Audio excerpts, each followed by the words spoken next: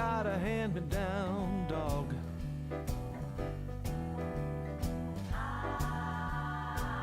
I keep a second-hand cat.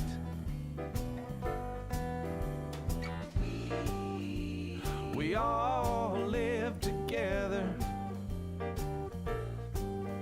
in a one-room run-down flat.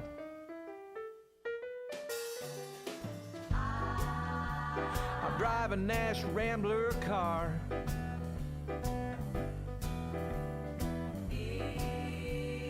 It never goes very far.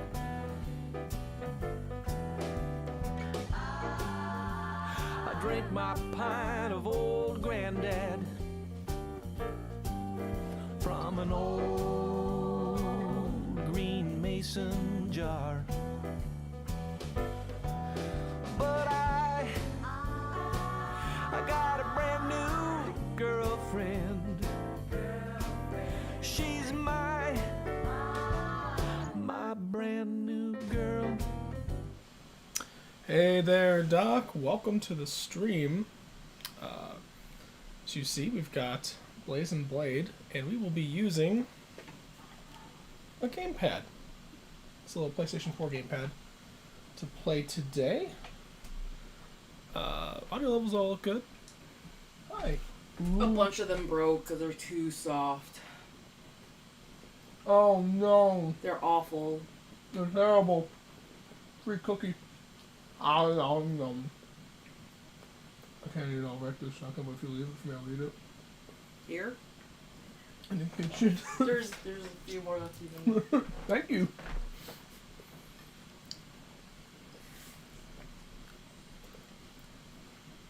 Yes, this is very much a console port, as we'll see.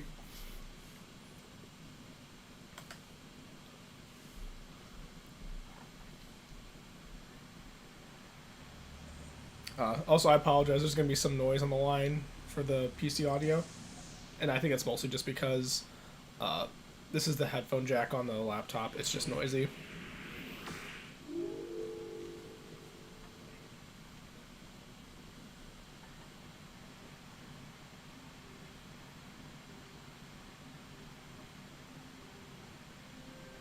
Once upon a time, located in the northern regions of the continent Mabresia, there was a land called Forasia.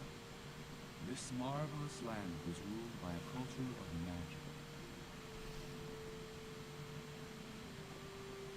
With their unbelievable powers, the so-called 12 wise men were creating demons as their slaves. But this was the start of a terrifying development. Mankind ruled over the powers of nature, and people had the illusion their powers would be eternal.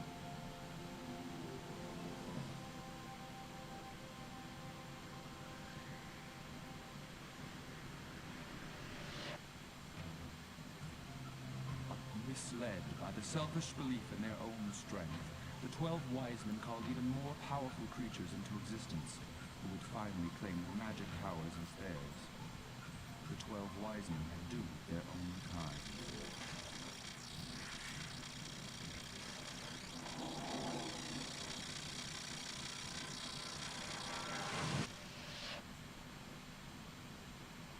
Time passed since then, and today this region is only known as the Forbidden Land. I played it for about 20 minutes. This once beautiful land is still inhabited by monsters and demons. Only a few ancient ruins tell a tale of the marvels. I didn't want to play too far into it before we did it on the stream, but I wanted to see that things worked and work out any immediate kinks. I'll get into some of the control oddities that I think I've identified once we get past the intro. Rumors had it that these ruins still hold unbelievable treasures. Many fearless adventurers have since tried to rid the Forbidden Land of its treasures. Seeking their dreams with blaze and blade. Hey, there's the title!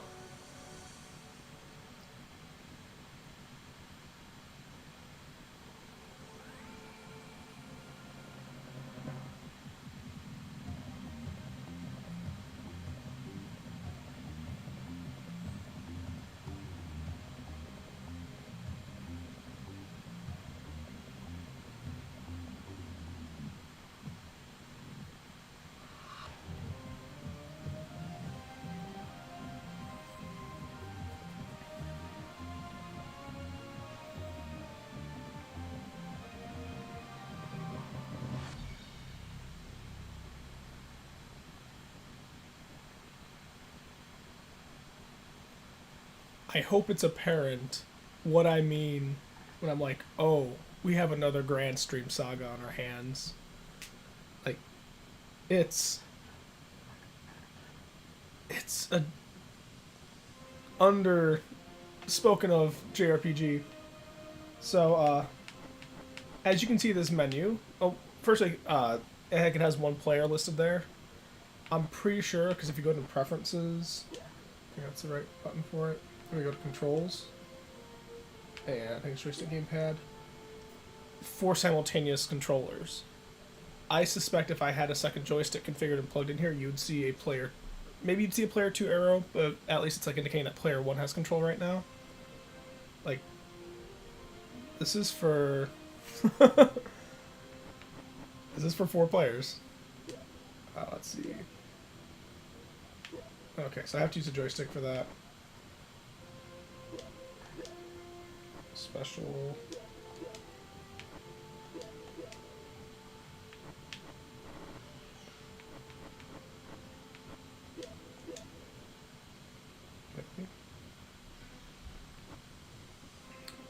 Turn left, menu back. I think that's for the camera.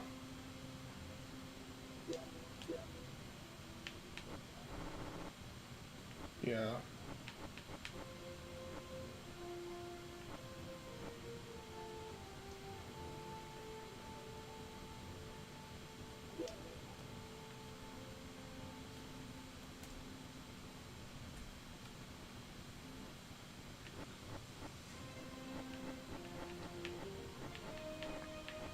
So I don't think I'm going to get the second joystick on here. Yeah, I don't get the second joystick.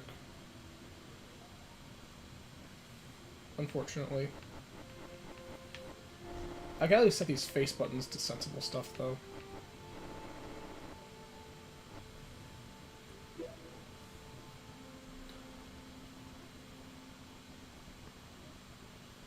Let's see. I should be able to... No. Okay. Yes, that's, like I say, like, it supports local multiplayer. I mean, I think y'all are jamming on one computer.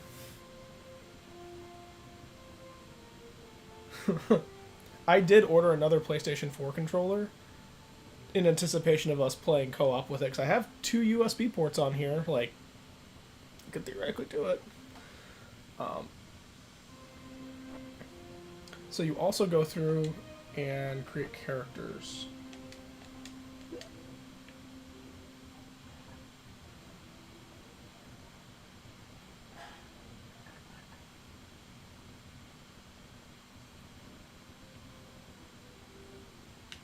Look at those 3D graphics. How do you not just go, oh yes, this is right.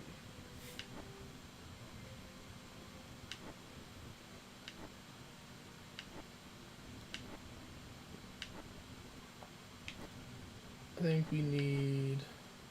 Ooh, I like having a robe.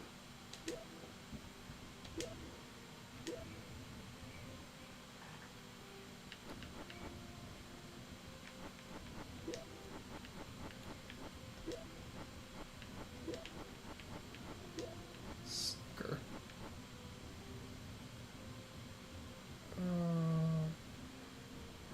There it goes.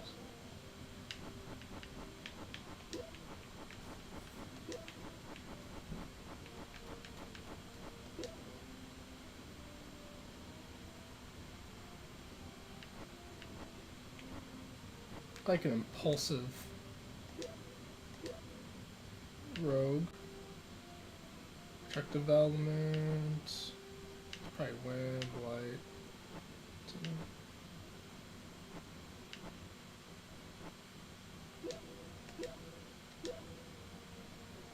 And then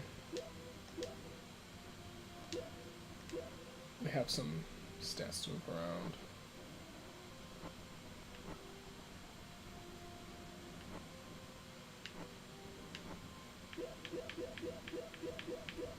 I'll lock.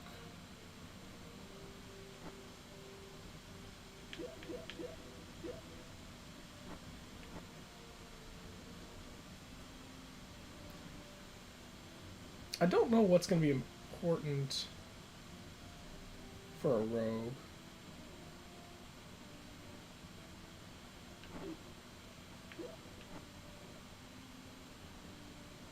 I think I'm just going to do a little bit of willpower, and then we're just going to up each of these.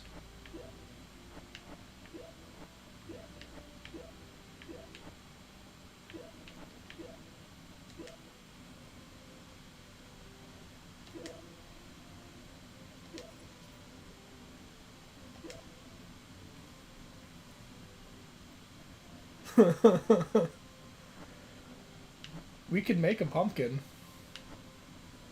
Let's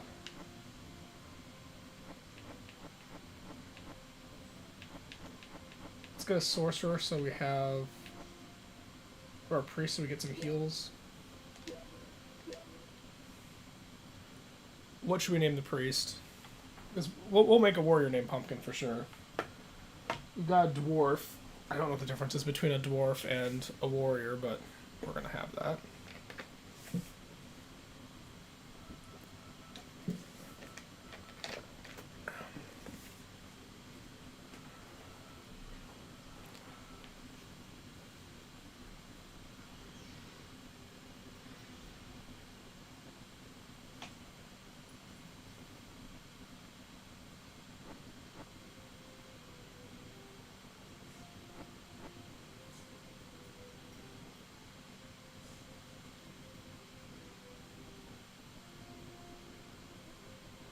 Hal the Pal. Let's see. I wonder, could we might be able to fit it. Do I have a space?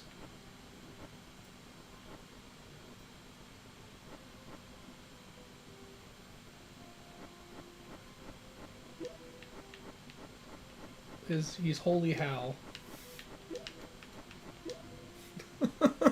That's his name.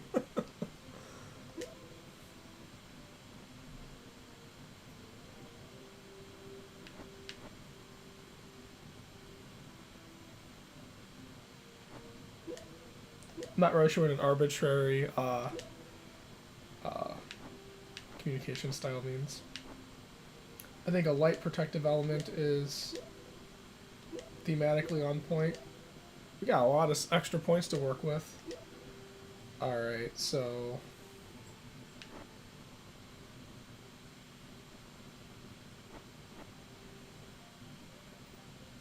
I feel like that's important.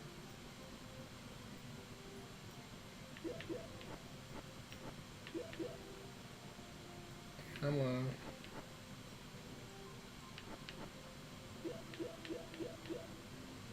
do that. So I think these are the stats we're going to focus on then. Willpower, agility, magic power.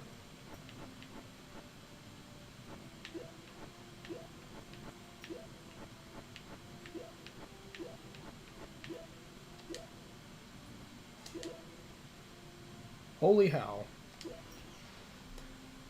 I'll create one more, and sounds like we need Pumpkin. Pumpkin is going to be a female warrior.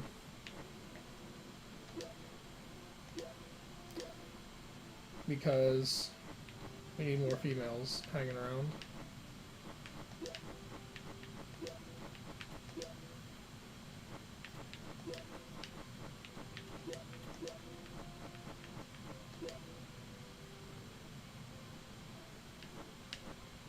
Old.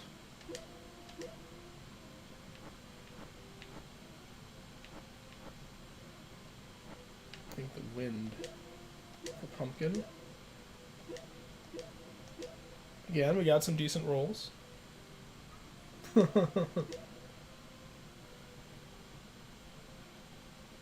Oh, let's see.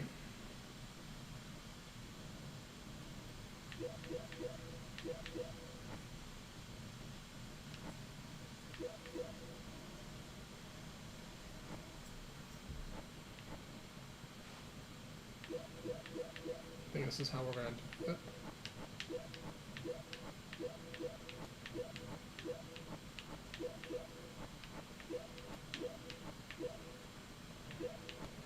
Basically, we're not going to take advantage of any sorcery.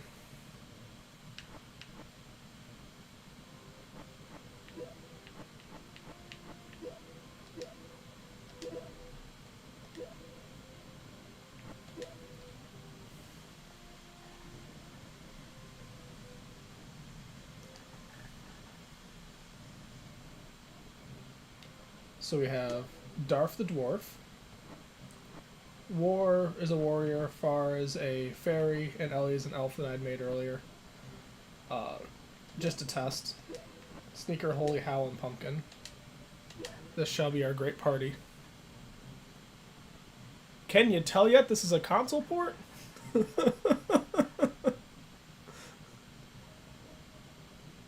can see even like, I have to hit that for prompts. Move around. Camera rotates.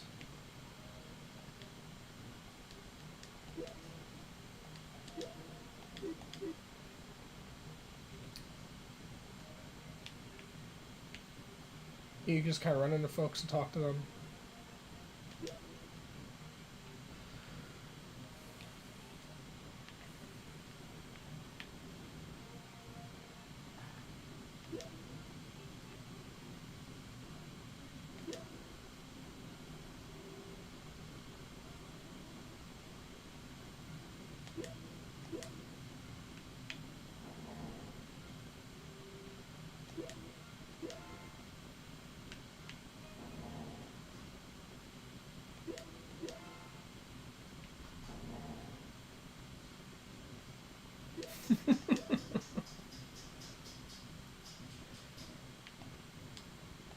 And so basically, you have the 4 party members following you. I'm assuming that everybody just independently controls the characters when you have more human players playing, which can make for some fun casts as everyone running around.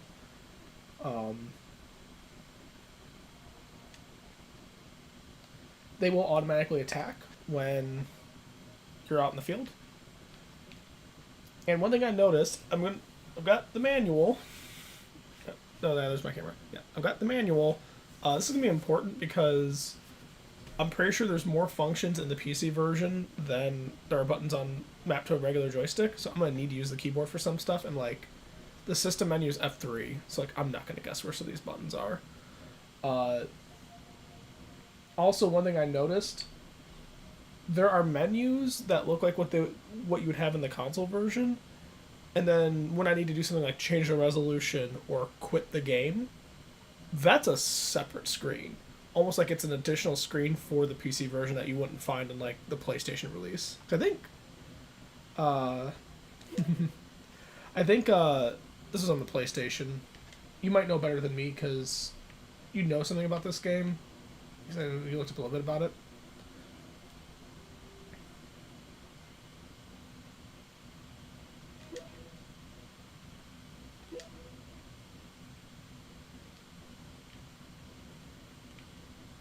Also, collision detection for talking and signs and stuff is...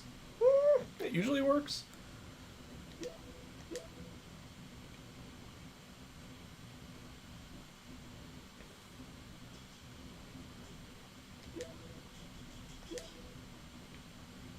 This dude will tell us where to go.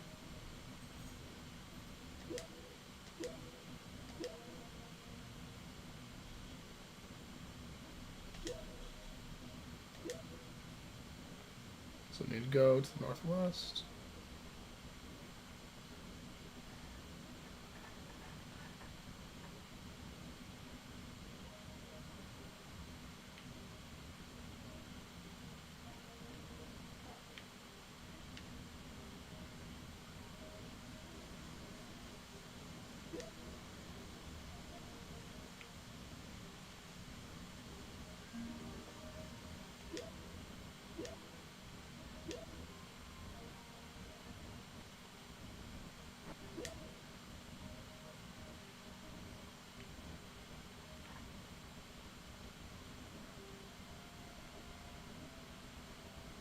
Oh, okay.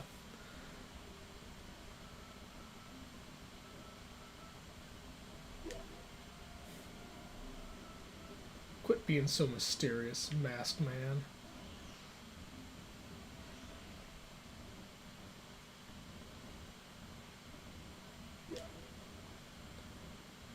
So I haven't actually gotten into a dungeon yet. I'm seeing the party of 4. I'm seeing the generic classes. I'm seeing the pattern of you talk to people and unlock places and then go explore and come back. And I'm thinking, is this going to be a roguelike?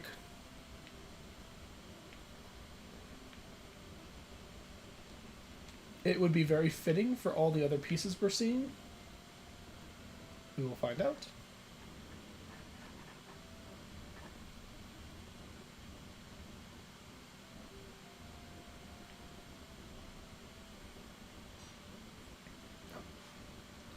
Yep.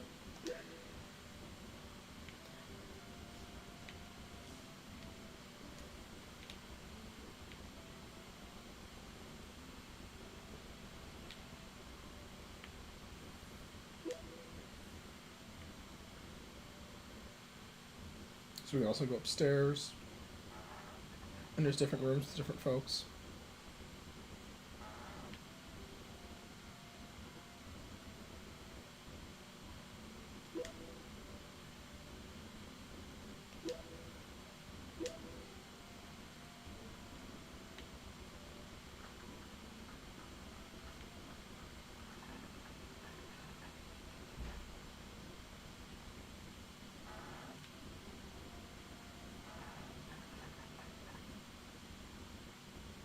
If I had known this game existed, like, this would have been a dope game for, like, visiting for the holidays, cracking it out and just playing it on TV.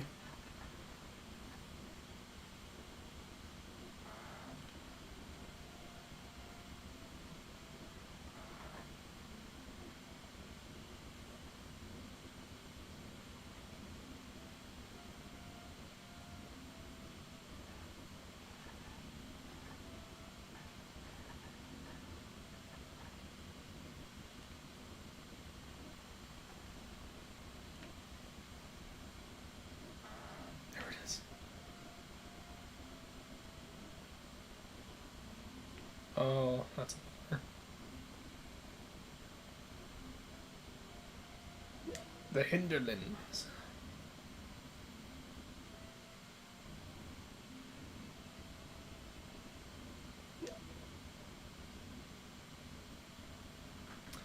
It's interesting. I'm getting different dialogue from some of these characters than I did when I did my test playthrough. So I'm wondering if your party composition changes what kind of dialogue you're going to get.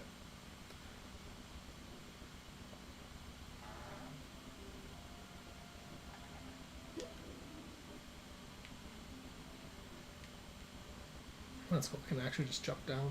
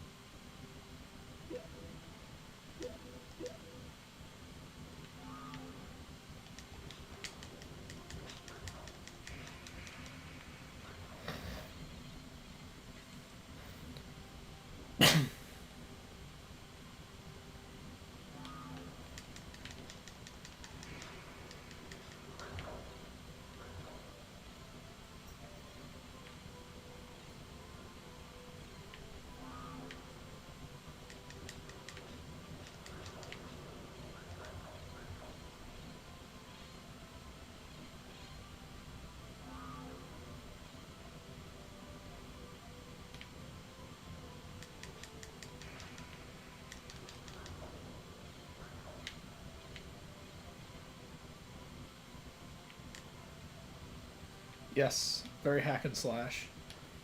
Uh, the audio levels look balanced and okay on my end. Are you finding that the balance is good between voice audio and game audio?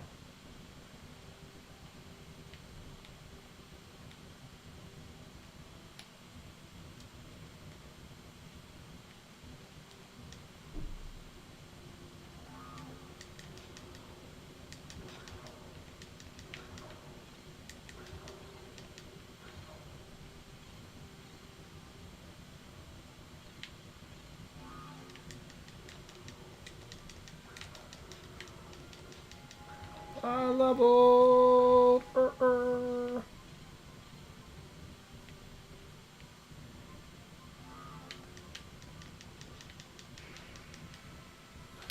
Uh, I will say later on in this map, you want to try to somehow board a ship to get to a ruin. Whether we get ships just to arbitrarily move around, I don't know.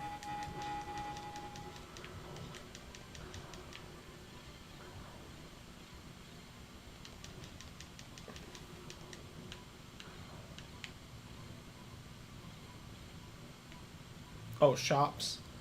Maybe, I don't know. You can find weapons and gear, and that's one of the things I need to figure out how to do properly. Because I was finding stuff like this. That might be what this is right here. Yeah, I just found a weapon. But how to equip it, I'm not sure yet. I suspect the blue dots are experience and the crystals are money. Just based on how like I've collected blue stuff and then my party has leveled as a result. I can't get that one drop.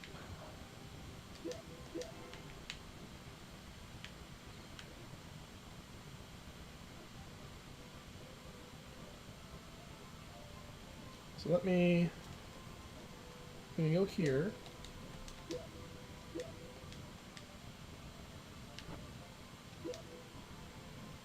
I see.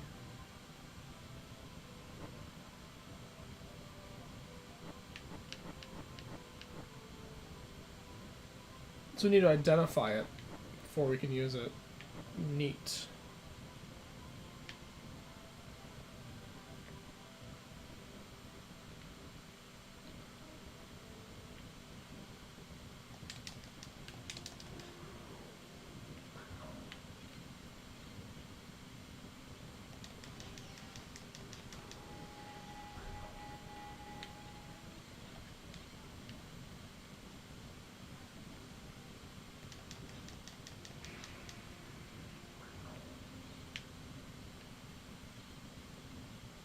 Now the dark blue water is deep water, and you will kind of Zelda style fall into it and then lose an HP.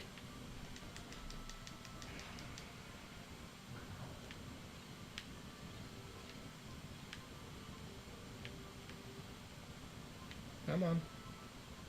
Trigger the sign, thank you.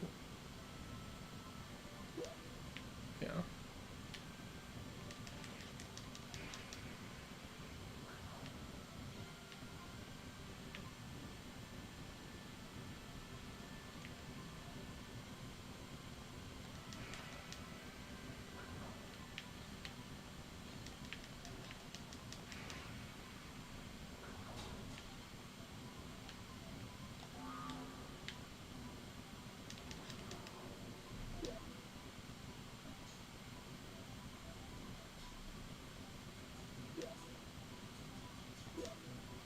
Very industrious.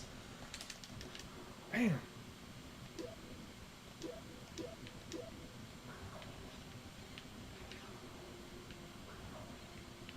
Good work. Healing, or Holy Hell. How's everyone doing on? Everyone's great on health.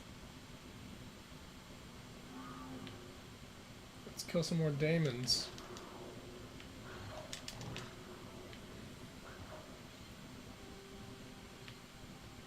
These demons look an awful lot like just a bunch of bugs.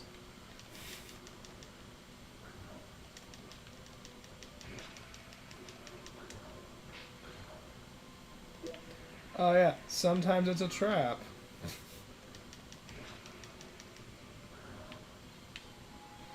I wonder if once I trip the trap, can I still open it? Yes. Yes, I can. I wonder if if the thief would work better with chests if I had the thief opening the chests.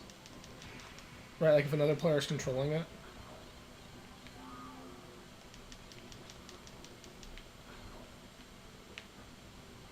I do want to take the herb. So the flying bug can do like a bombing run sort of against the party and damage everybody a little bit, which is annoying. Just gaining levels.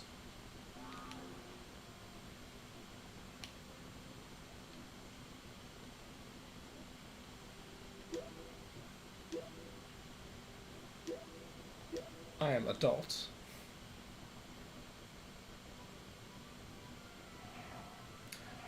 This is not the Glide API.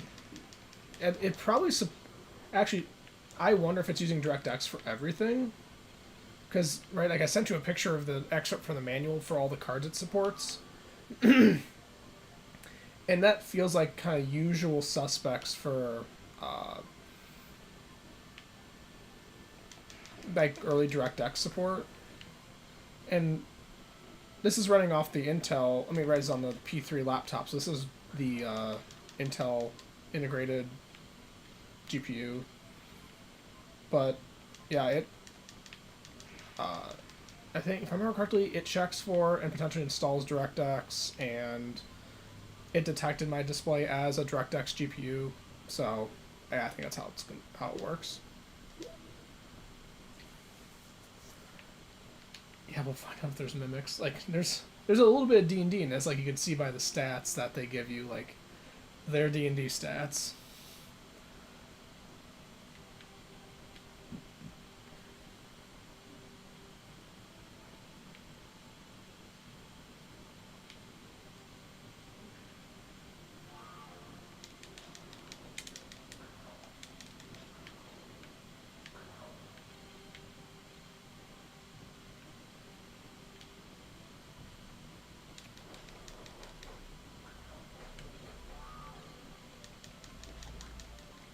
Oh.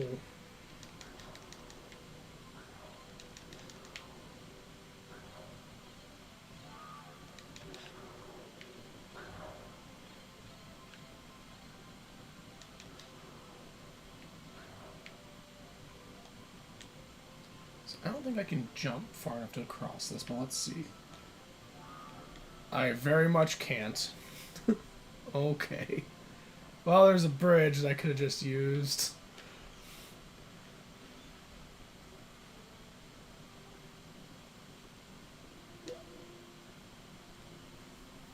I think we should take a look, yes.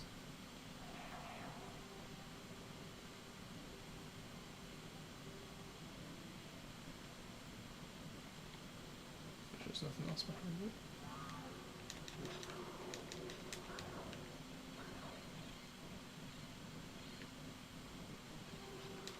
Nice job, pumpkin. Bringing up the rear.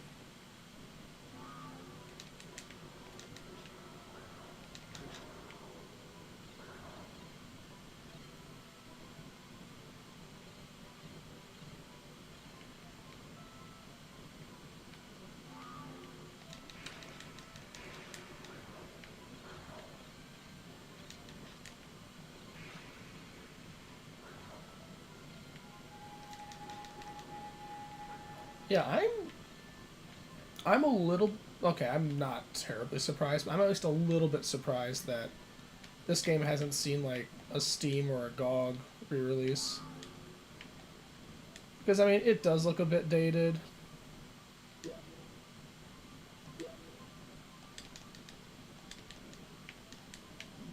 So it does move. I'm not sure what we need to move it to.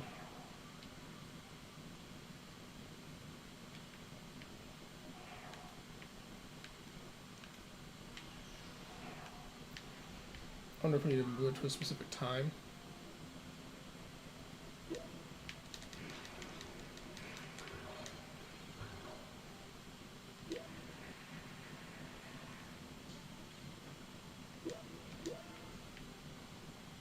Spell has been placed at this spot. Ow. Stop hitting Sneaker.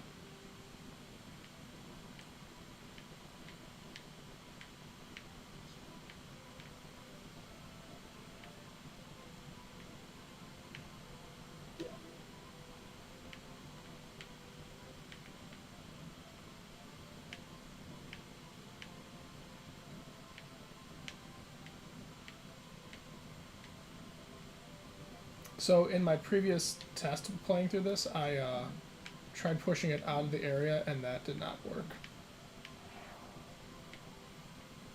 So...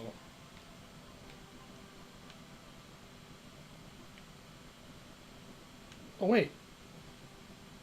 The eyes went up there.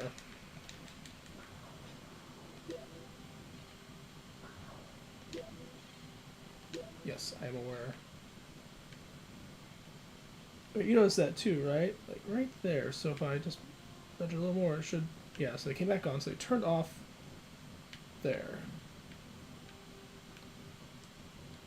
So what does that mean?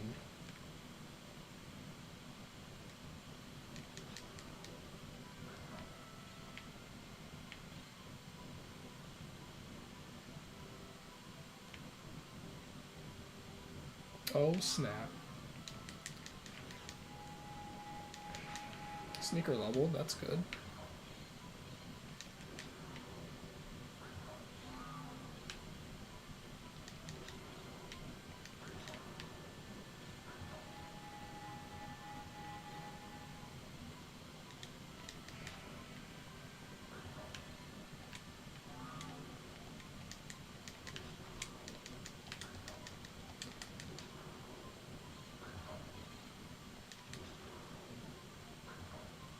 Is that just like what came with it?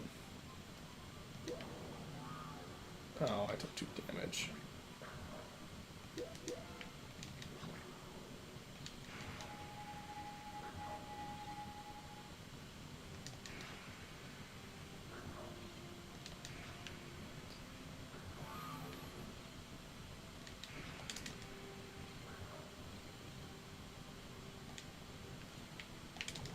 Like, I could have imagined this being a 3DO game. This would be a fun 3DO game.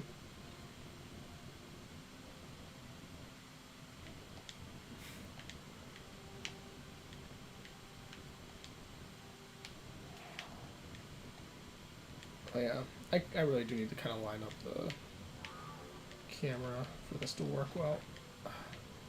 Yeah, jumping diagonally is not a thing in this game because you really do kind of move in the cardinal directions.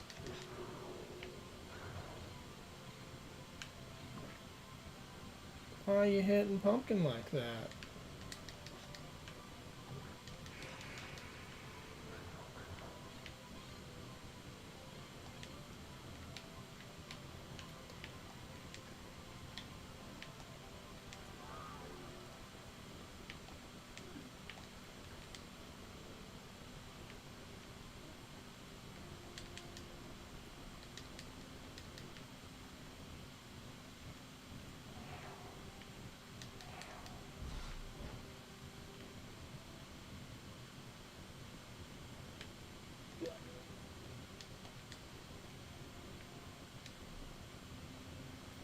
I can block too, but I haven't really used that. Yeah, so I guess I got part of the puzzle figured out because I see where that has to go, but I don't know what to do with it. Let's look around this area a little bit, see if something opened up maybe.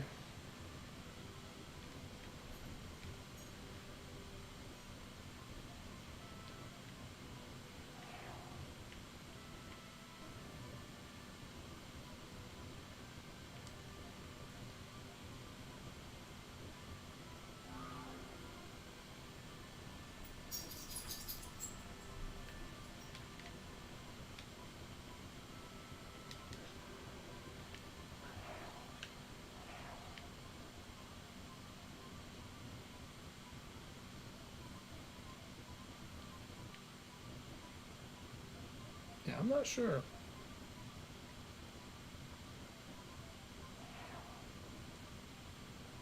The only other thing I could try... So, oh, cool, I can just jump right up there.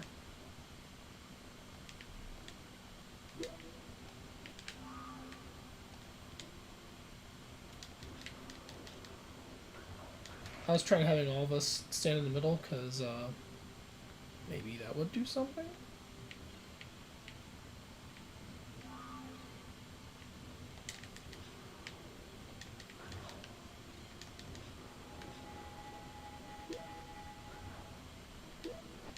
Oops.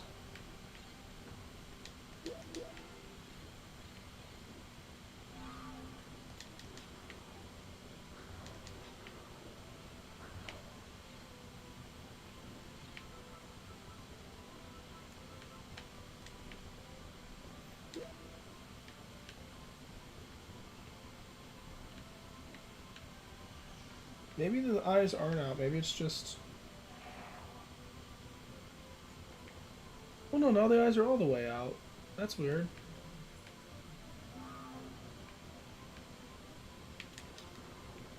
Did I solve whatever puzzle there was? 'Cause I thought the eyes were glowing before.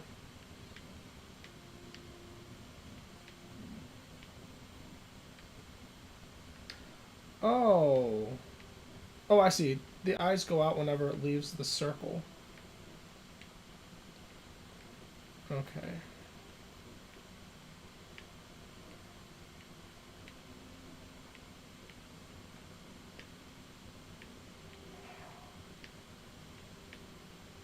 Maybe it's used to identify another enchanted spot on the map.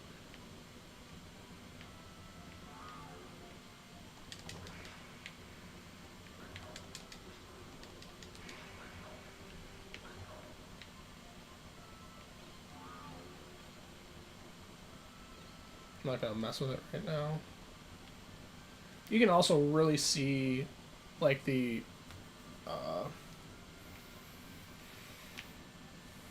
old school Japanese computer dungeon crawl influences on this game, which is something that T&E Soft was involved with. Like, they made MSX games. They published them out. At least I don't remember how much they developed versus publish.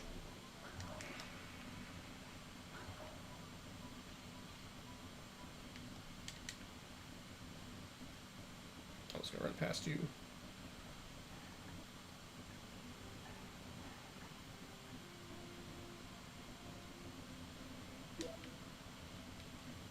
So we're getting up to the boathouse.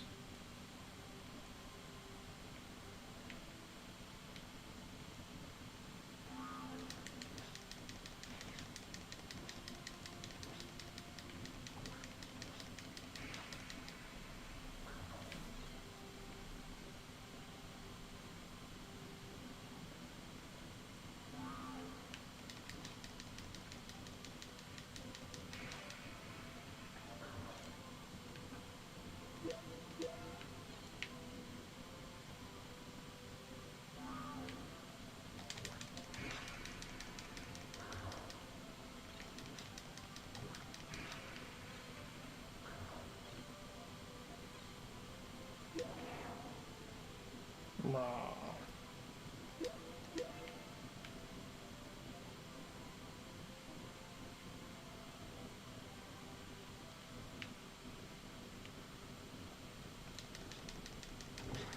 Ugh.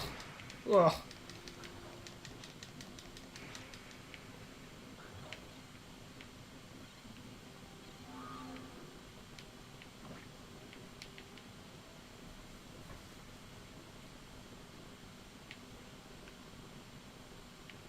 That's a spot.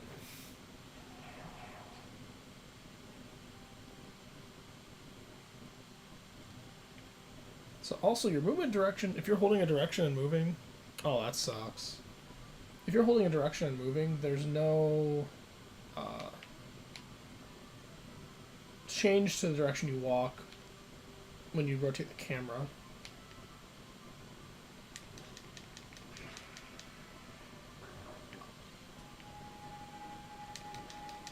which means you have to stop.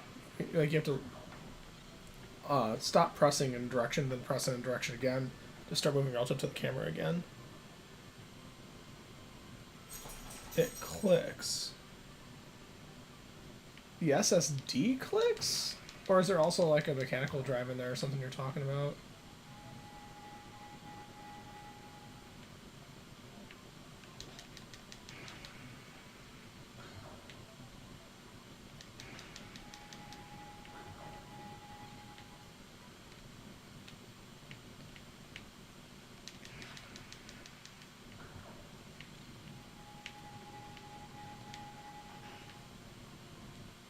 That's one of the buttons.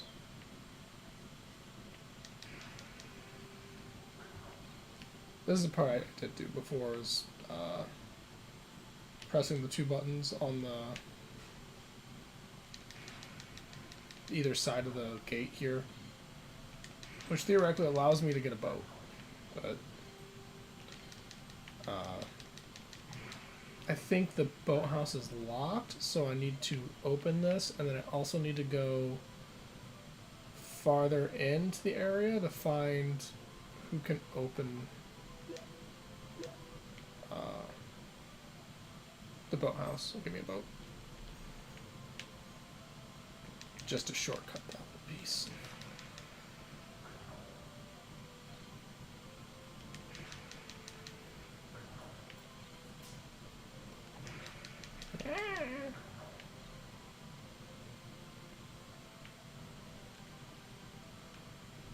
Yeah, come down here, fight me.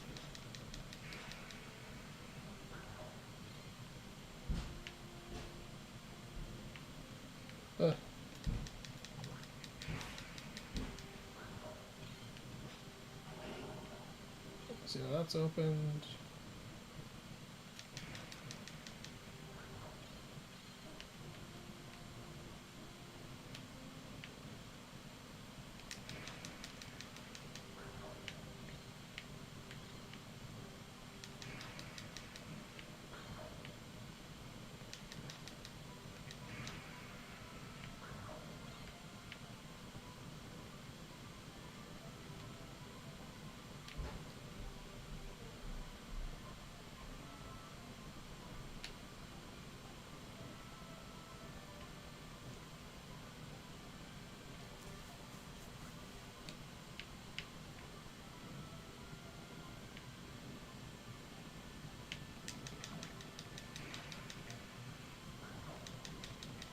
I'm glad that door is really keeping those guys in.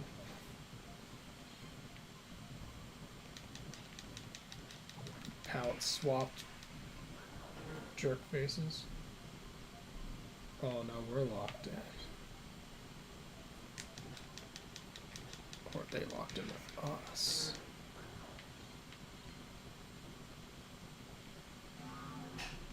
Oh god. What a cheap move.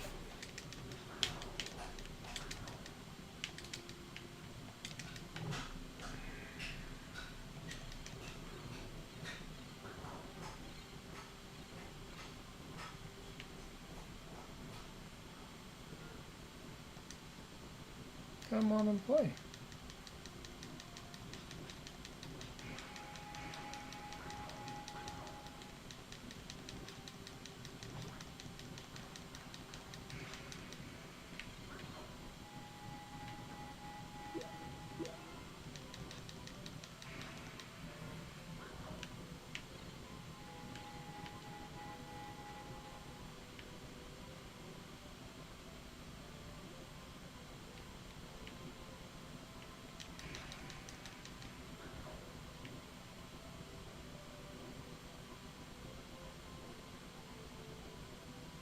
Oh, okay.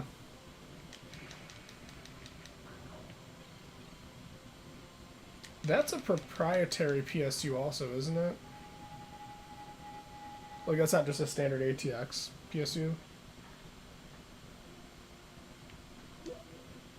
Oh, the Great Waterfall.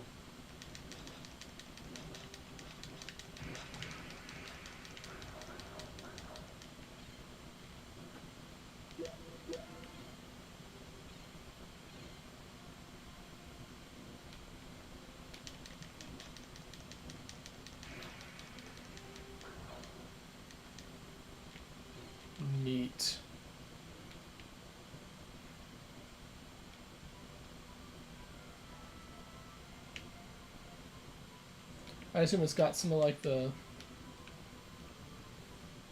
nice aesthetics of the G5, like all stainless steel and everything. But I wonder if they do make like adapters so that you could just plug in an ATX power supply and give it 12 volts, 5 volts, and whatever it needs. At the cost of aesthetics. Hi. Ooh, that looks pretty. Hopefully it has good peppermint flavor. Yeah. Hi, Hoku. How are you? The white chocolate cooled a little bit too quick in the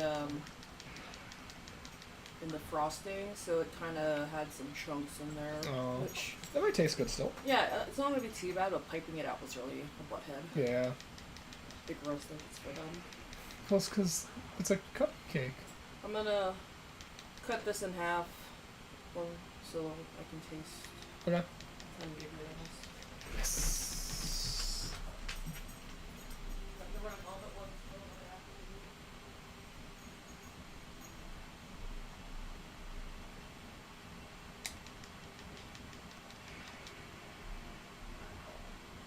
I can block.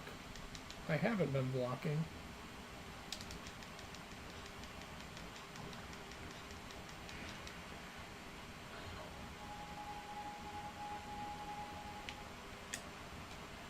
Ah, farts. Ugh.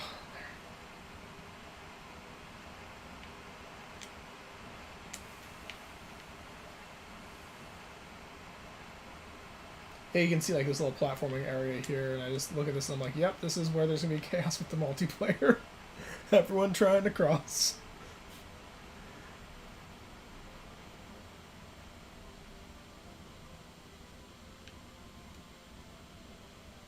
Okay.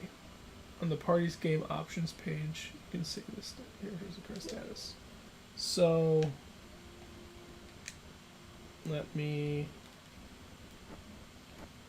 Window, control window, ability window.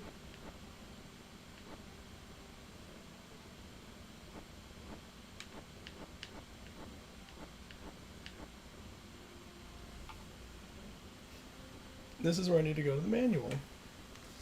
Let's see how saving works.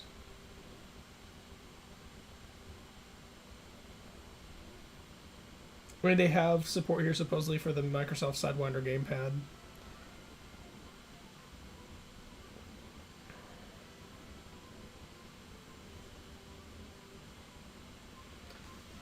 Save character data.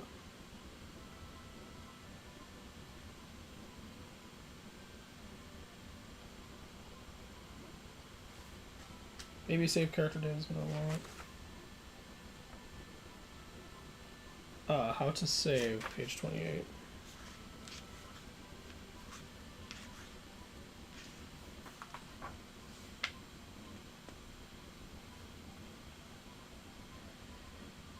Game options page. I guess I need to see how I open up the game options page.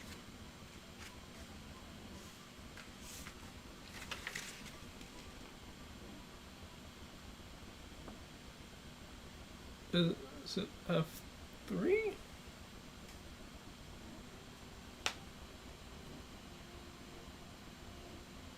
Options.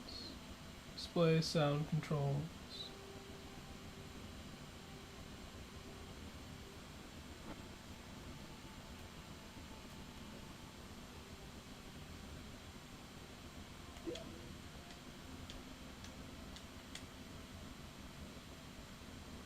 How do I get to the game options page?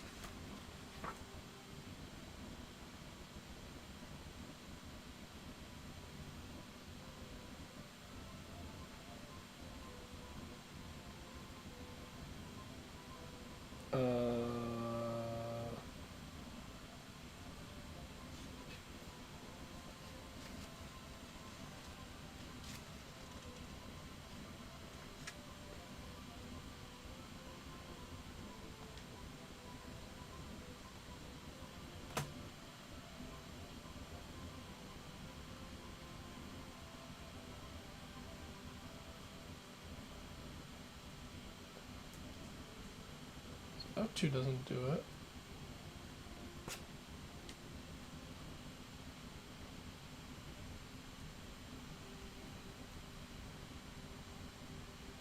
That's neat. Oh god. That's for screen size. Supposedly F2 is to open the system menu?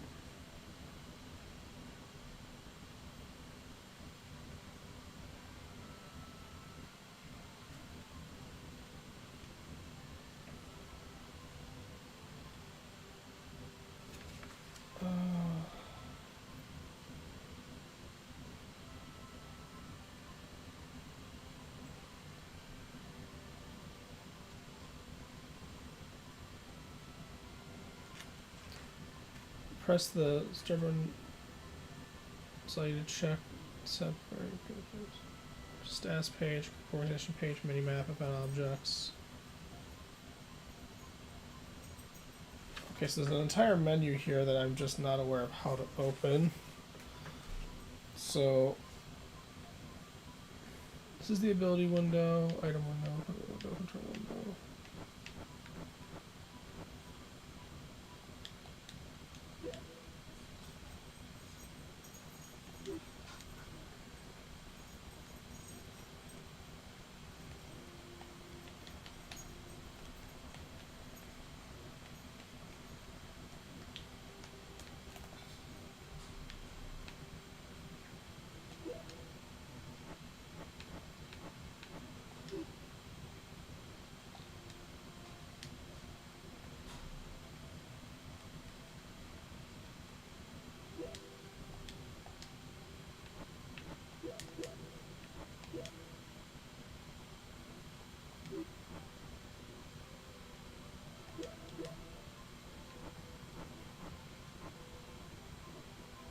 Oh, it does tell me what something's for at least.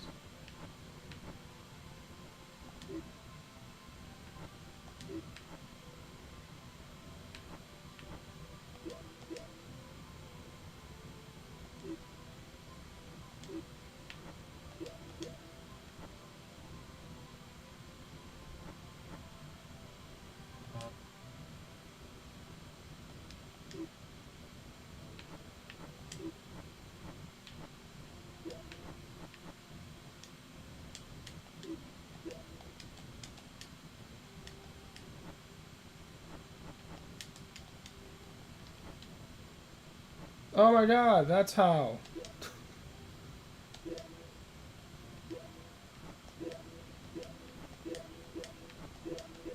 Holy shit.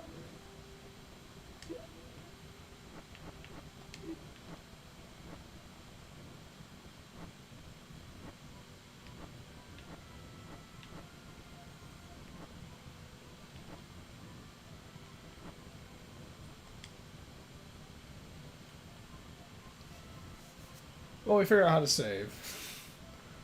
It wasn't straightforward.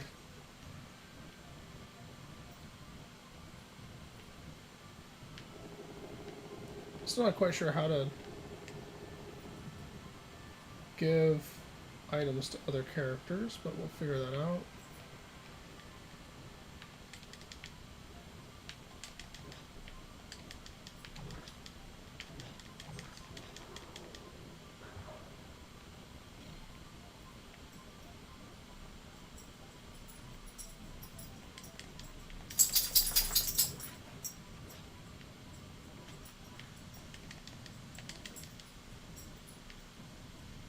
I'm not gonna go all over the water. I'm not a dum-dum.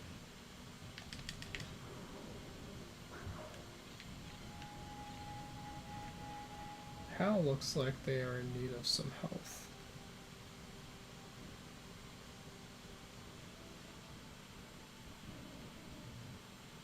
Because they slowly automatically heal.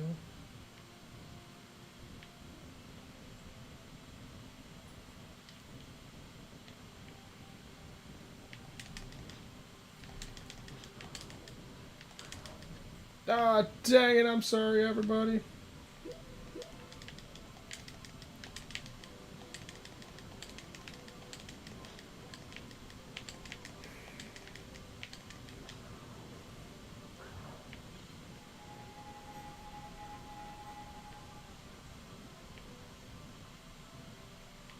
I'm walking along the ledge here. Oh, good.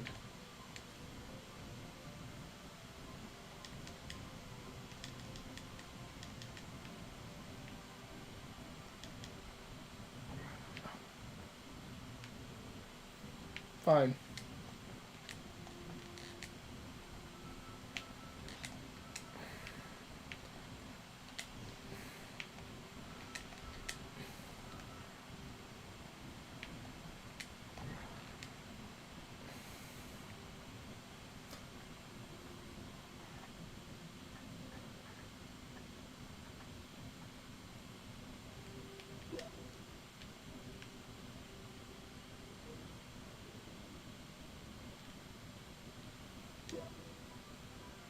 So north, woodcutter's cabin.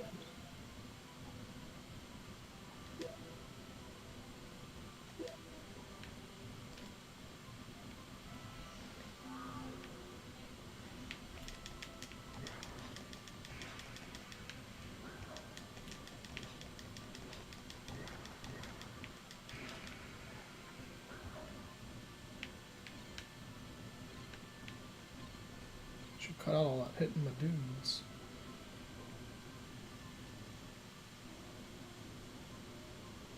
We've got some nice shimmering polygons going on.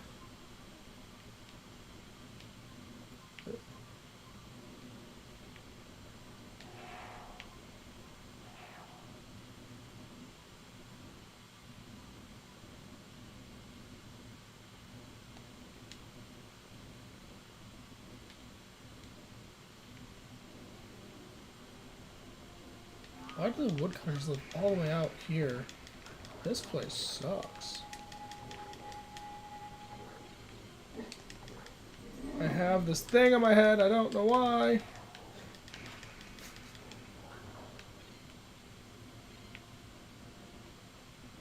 Is this gonna close up behind me? It's fencing, maybe?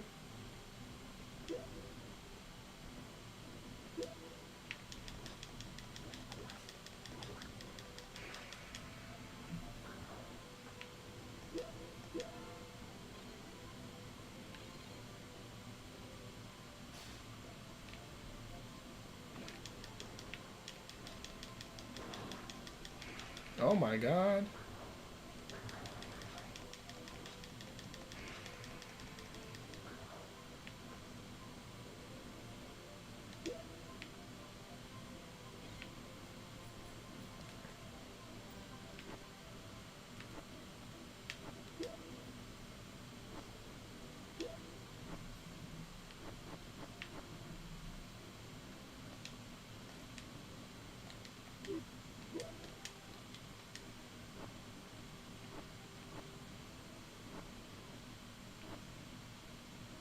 The hell's the point of the...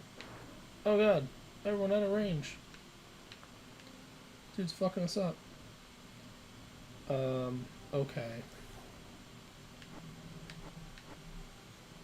How?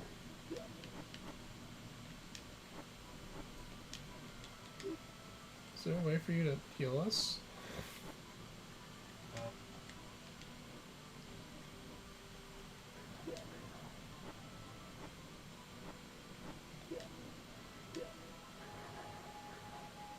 Well, that's good for me.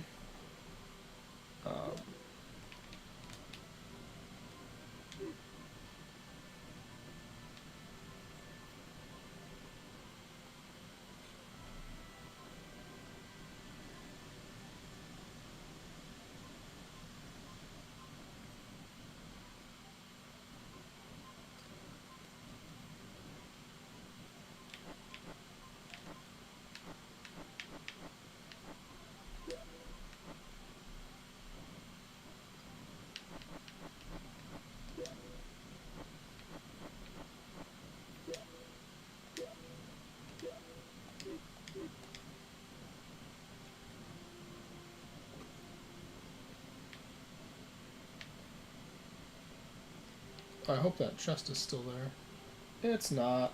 Cool.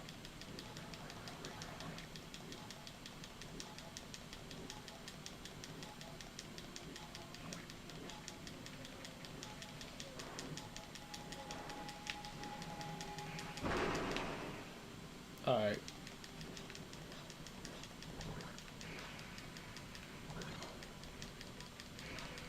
We lost Sneaker.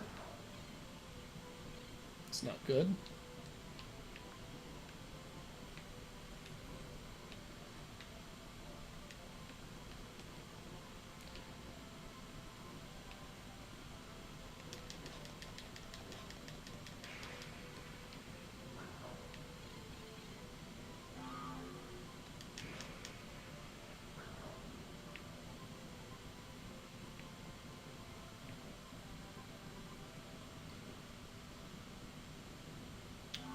You know how this would be a great time to heal Sneaker.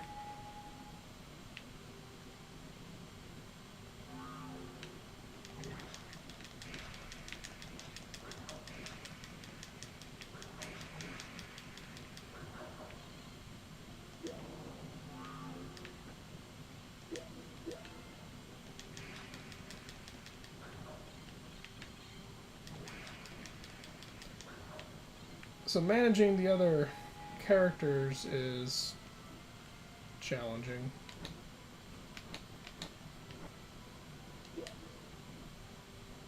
Okay.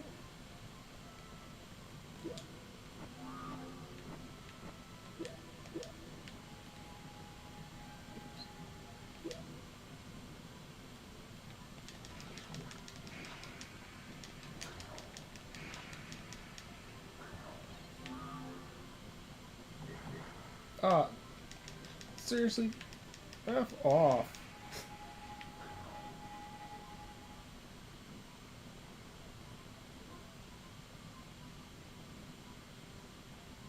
Dude, those magic orcs at the gate, those dudes were rough. I don't know which way I want to go actually. I might try backtracking here and see how that goes.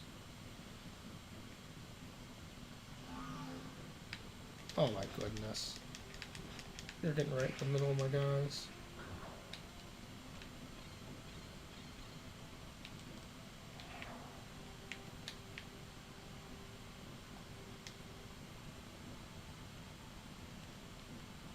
That looks like a gate.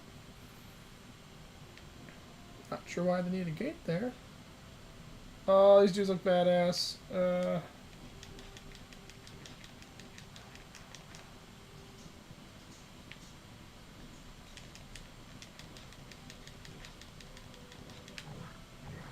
Oh, God. They're kind of badass.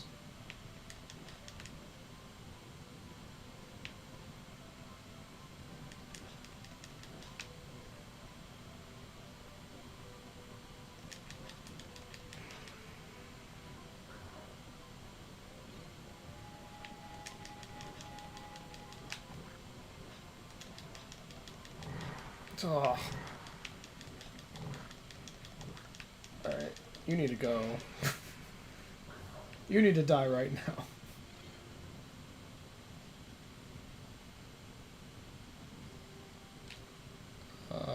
Okay, we probably have to kill that guy.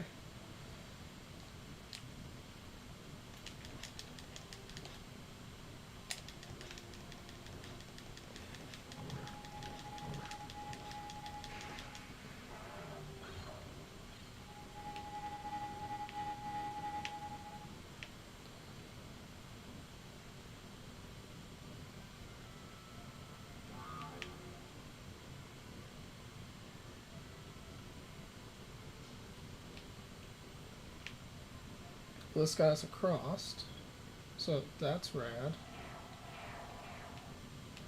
I'm going to go this way.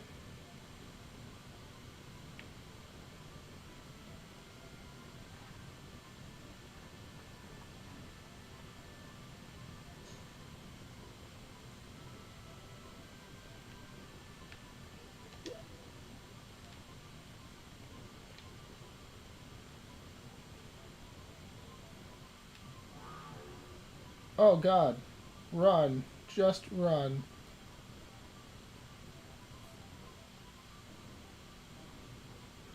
I'm not fighting bears right now.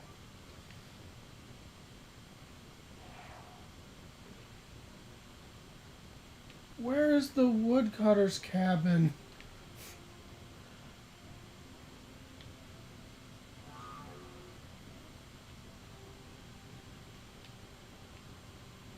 I thought we'd be there by now.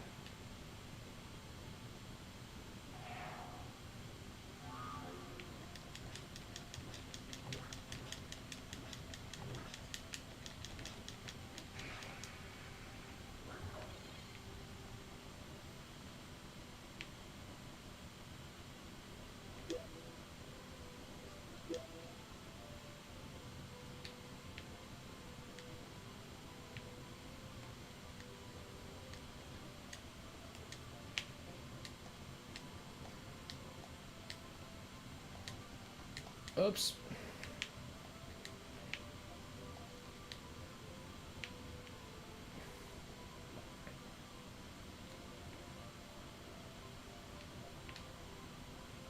This woodcutter's cabin is really far away.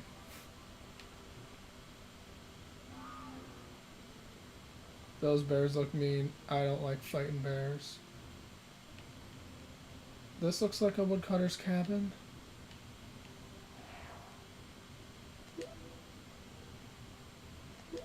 Oh, thank God.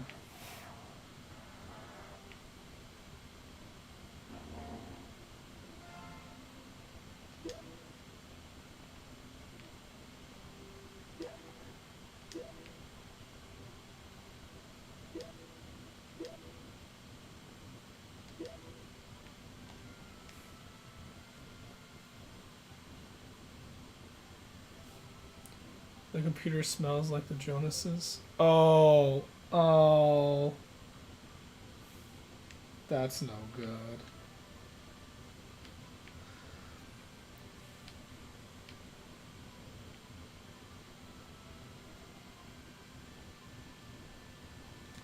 Yeah, so as far as I know, in order to cast spells and stuff,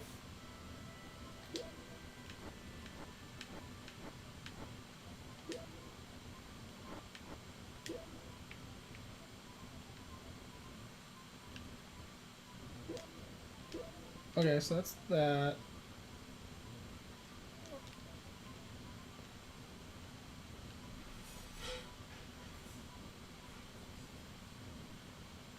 Do I have to like sit and wait for a bit for this to fire?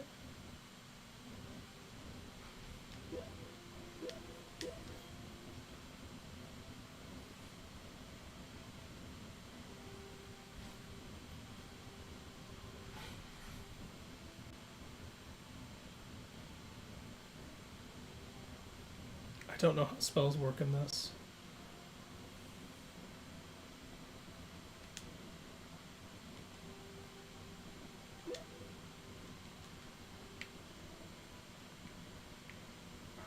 So I have to go to a clearing of some sort. I feel like I just keep getting strung along here, if I'm being honest. Oh God.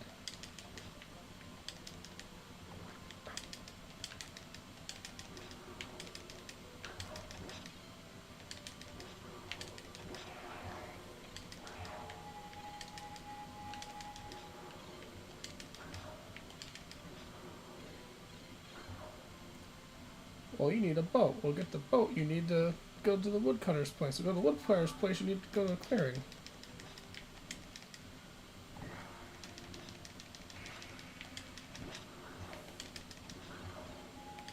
I will detonate bears if I have to.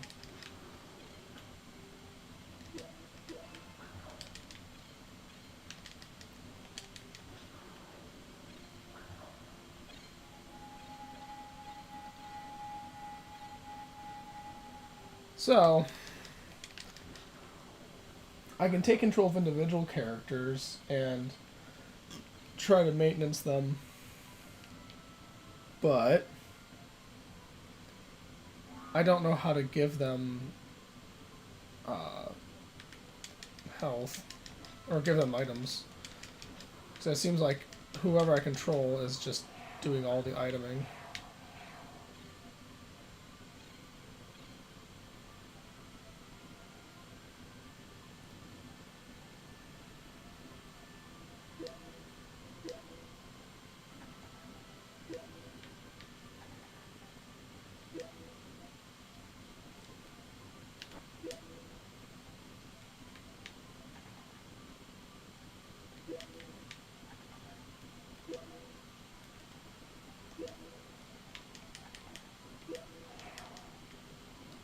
Okay.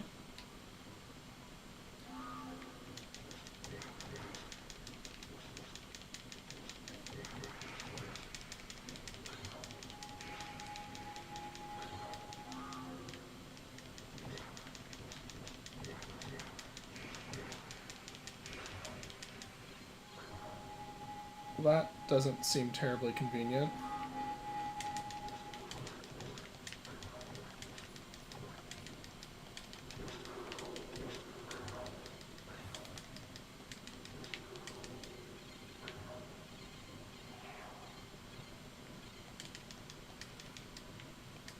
I assume it's because like the heat sinks for the CPUs are just so big, and you can't disconnect the heatsink from the CPU. You have to kind of take the whole kitty out. Oh my god! This bee.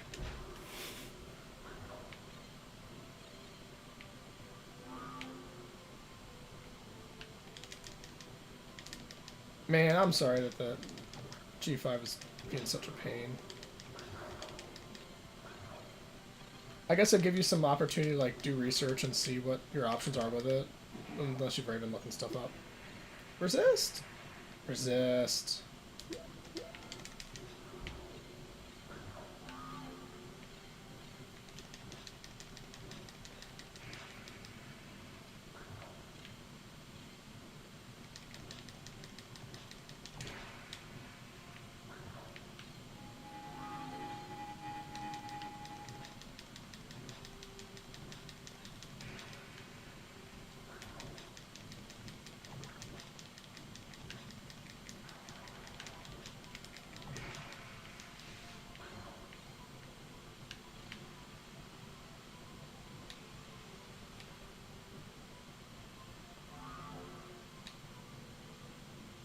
Alright, let's go back into this dude's cabin and see.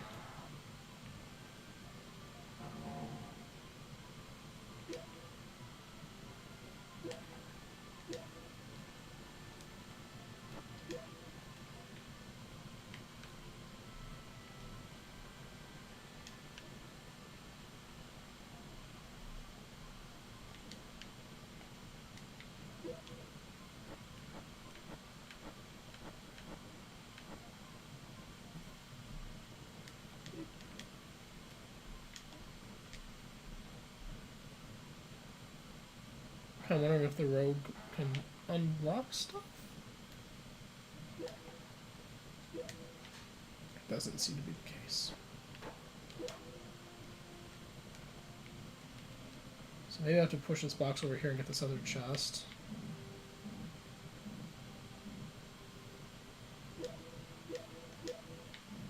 Yeah, I'm telling you, right? Like this is a port. The cellar key. All right.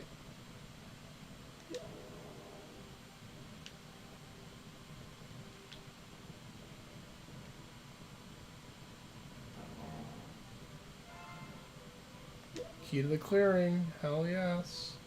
Oh my god, I can save.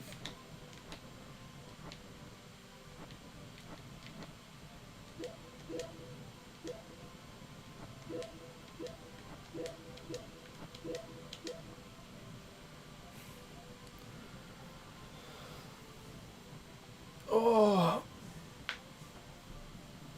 Oh, my god. Can't really tell, honestly.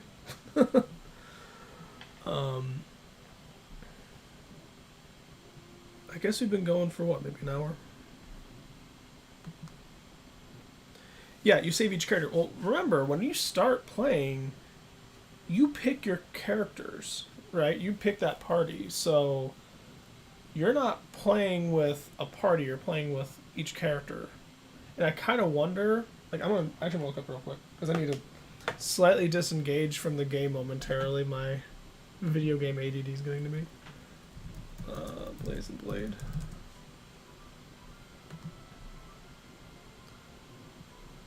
Yes, this is on PlayStation and Windows. I kind of wonder if you could bring your characters over from like a memory card or something, and like you could play at home and then like go to a buddy's place and you guys play together. Are they hot swappable? I don't think within the given adventure, but I think what you do is, like, you saw me when I started the game, I picked my party, then that's what we're running with. I think at the beginning of the session, you play with that party, and you go do dungeons and things. I don't know what yet dictates your progress and like which ones you've unlocked. Yes, like a dex drive.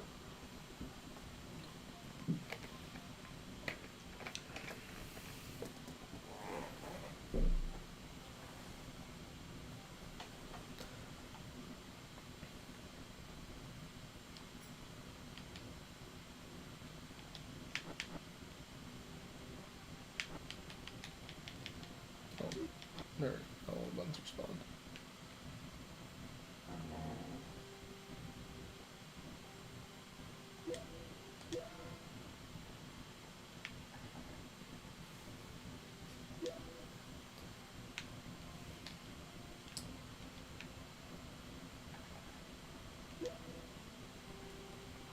Assume my rogue can't open it.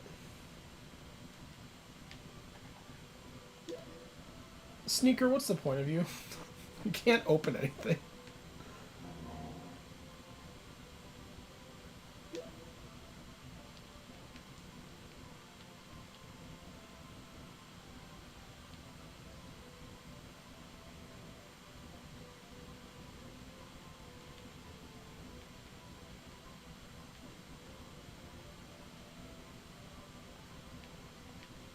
I don't know what the point is of this little thing.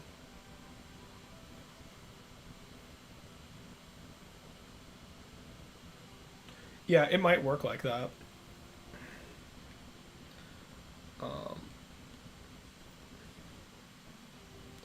So I'm gonna... Actually, let me see if I can just change characters and if they can hold stuff.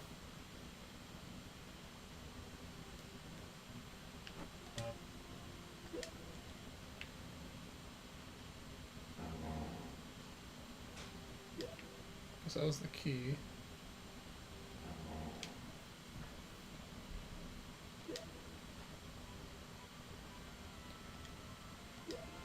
I wonder if it's permanent if I can't swap items.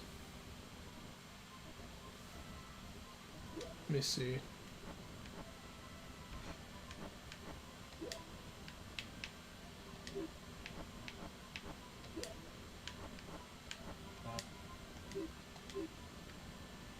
Because you notice that when it popped up the prompt for the item, it said okay with everyone, telling you whether they could actually equip it or not. I wonder if it does that, 'cause it's like, hey, you're gonna take this and your characters have finite inventory and there ain't no swap. Yeah, we can check. There's some jank. Like, this is the territory of not playing Final Fantasy. Let's see.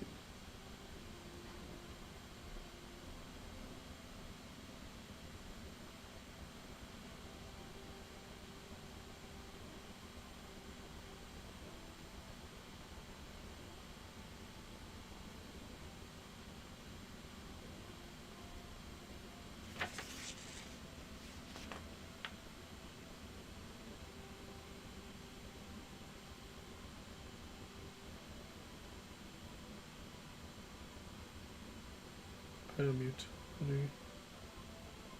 29.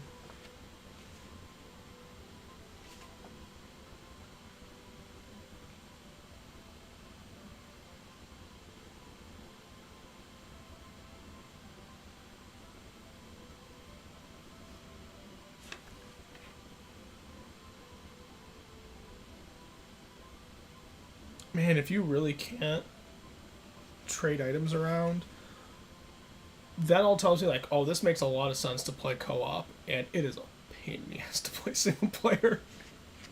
Because, like, I could see where you see a chest, and it's like, oh, what's this thing? Who needs it? Rotate around.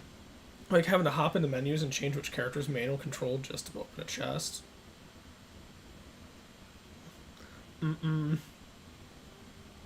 That ain't good.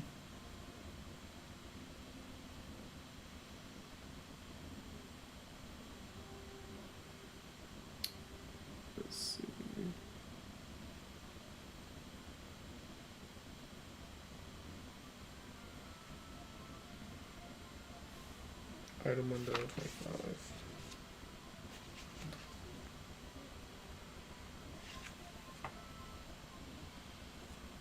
You can see all items a player character has for all classes. See description item, press X to place the cursor on an item. To throw away an item, first person trash can, press X, then choose dispose of. Yeah.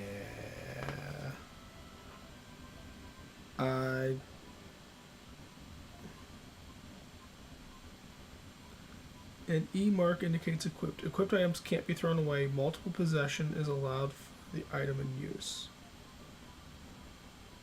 What does that mean? What does that mean?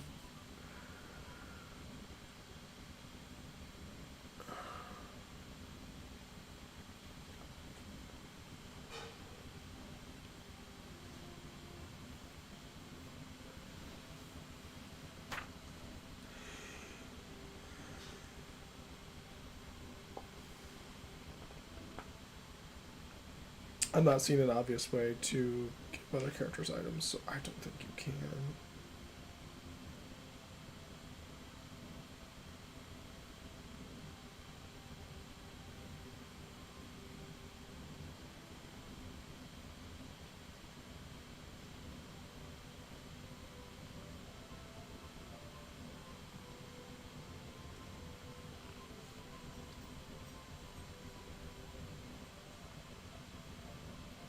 Okay.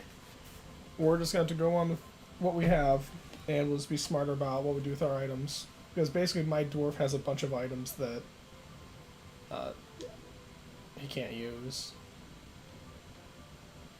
I'd kind of like to hold on to them if I can, because we can sell them. So what I want to do at this point is make it to the woodcutter, get what I need for the boat, and instead of going back to the boat directly, we're going to go back to town and sell items and kind of get things straightened out. Because there is a in your in the room at the inn, you do have like an item box you can drop stuff in. So I'm wondering if we could still use that to swap stuff around. I just can't do it in the field.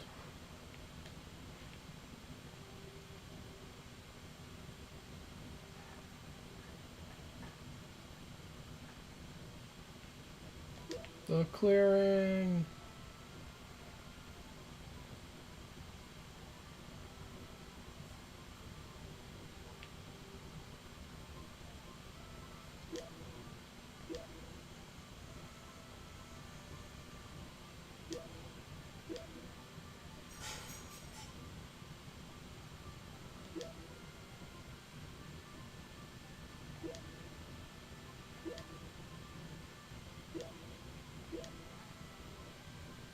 I think we got a boss fight coming.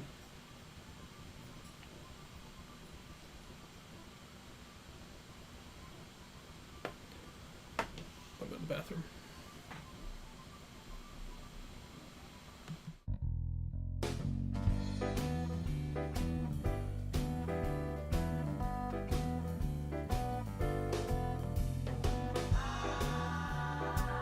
I got a hand-me-down dog.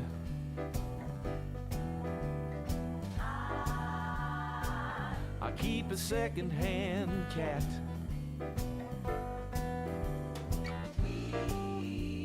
We all live together in a one-room run-down flat. I drive a Nash Rambler car.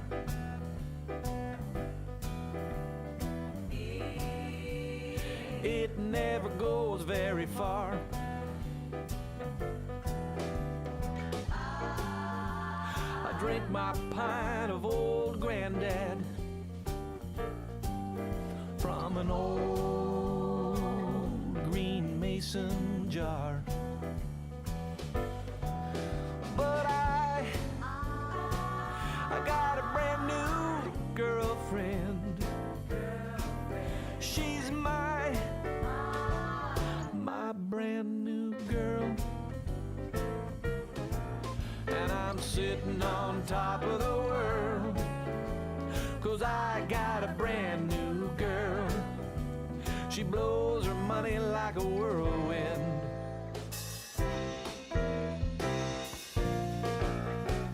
I got a brand new girlfriend.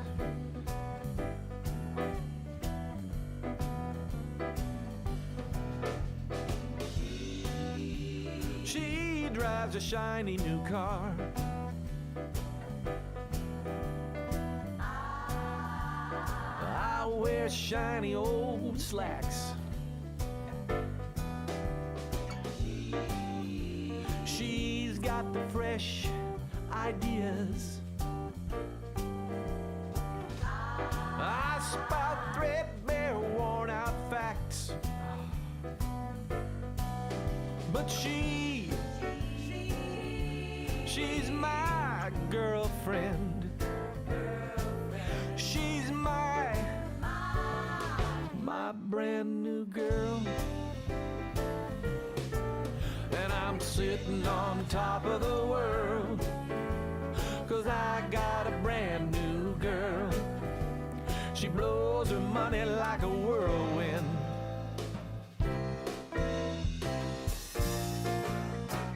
I got a brand new girlfriend.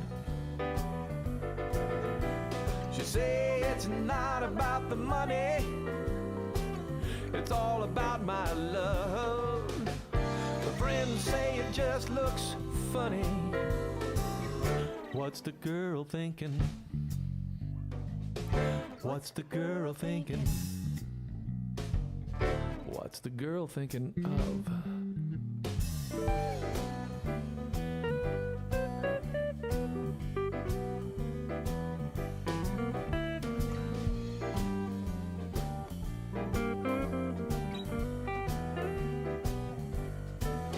But she's my girlfriend. She's my brand new girl. And I'm sitting on top of the world, 'cause I got a brand new girl. She blows her money like a whirlwind.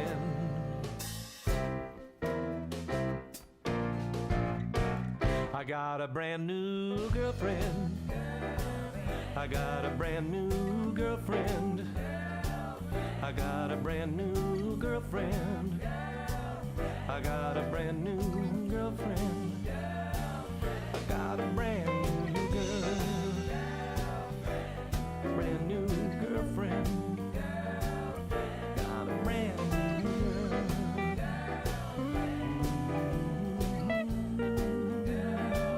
I got a brand new girl. I got a brand new girlfriend. Got a brand new. I got a brand spanking new girlfriend. Brand new girlfriend.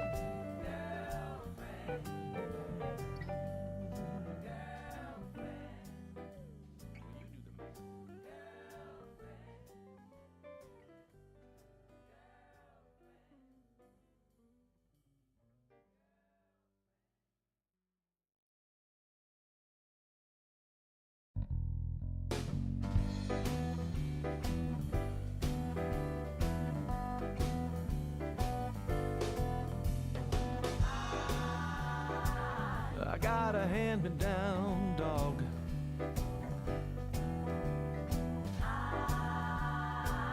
I keep a second-hand cat.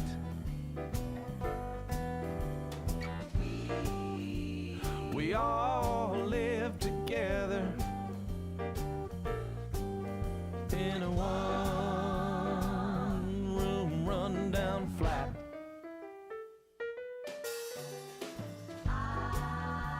I drive a Nash Rambler car.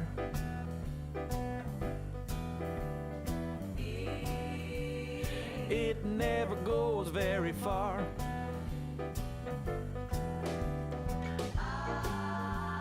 I drink my pint of old granddad from an old green mason jar. But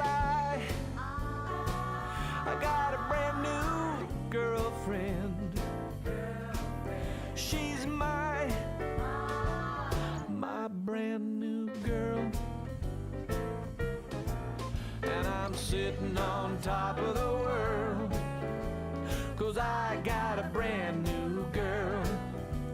She blows her money like a whirlwind.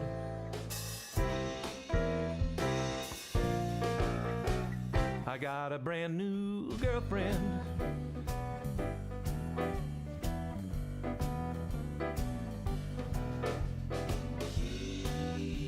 She drives a shiny new car.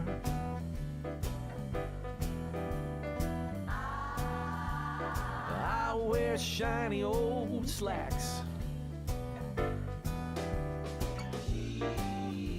She's got the fresh ideas. I spout threadbare, worn out facts. But she's my girlfriend. She's my brand new girl. And I'm sitting on top of the world, 'cause I got a brand new girl. She blows her money like a whirlwind.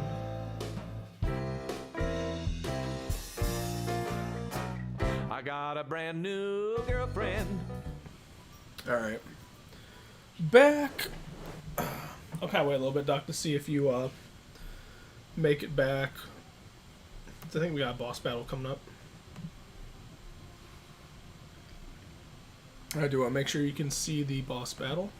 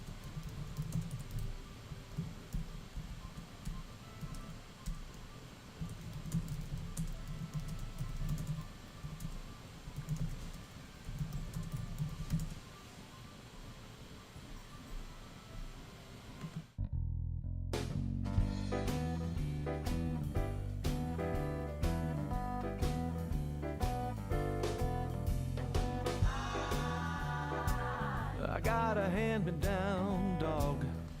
Oh, I was about to just go to the bathroom, but I see that you've responded. So you're back. Neat. Okay. Go ahead and now this. Yeah, so you see you got this dude.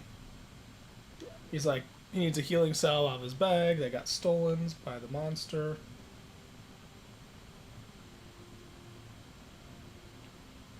So this is where we're going here.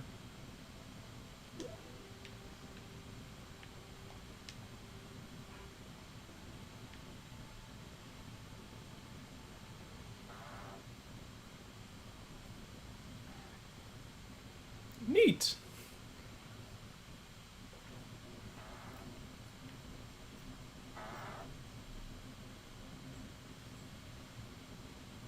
An owl bear.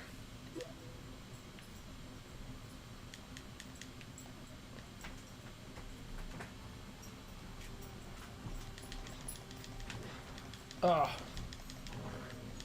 Oh god. Run, everybody! Get the F out!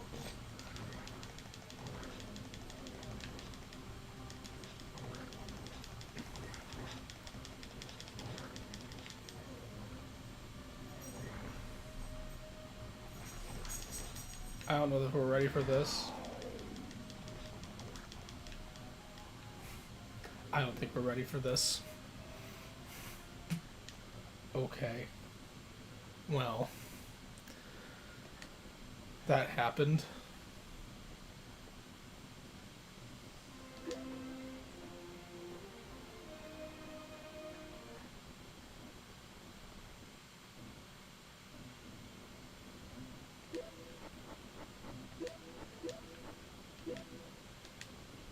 By the way, if this takes us back to the end, then we're ending this stream.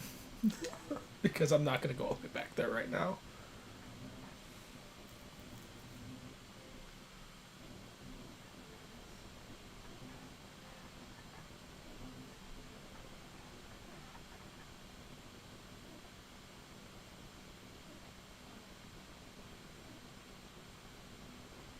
That's good. That's good.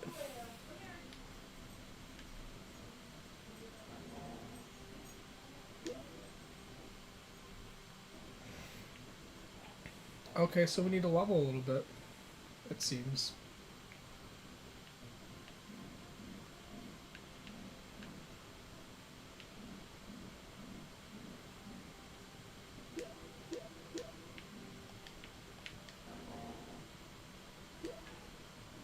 So I already got that, so that's good.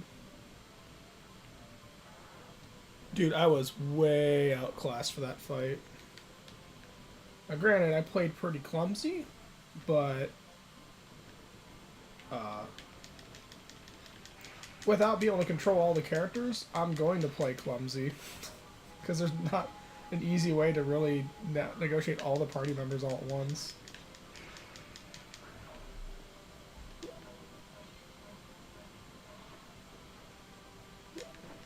Oops.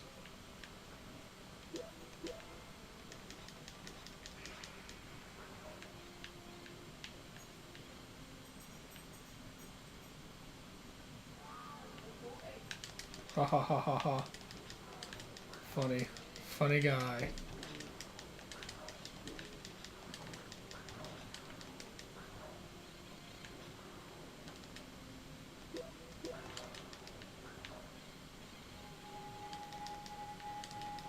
It might be the case where I gotta go back to town with my gear and equip people and up, give them better stuff based on what I found and improve our chances of success that way.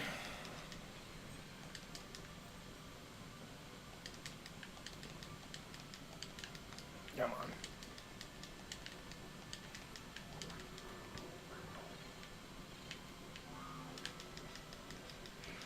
On the one hand, it's inconvenient. As far as like progress where you get really deep into a place and then you have to back it out, but at the same time, it's a JRPG. We're gonna grind. This is probably part of the grind. I will say the game runs really nice. It plays decently well. Like, I think this would be a lot of fun to do co-op. I'm really surprised you've never heard of this game before. Or I guess you kind of had, but I never heard of it.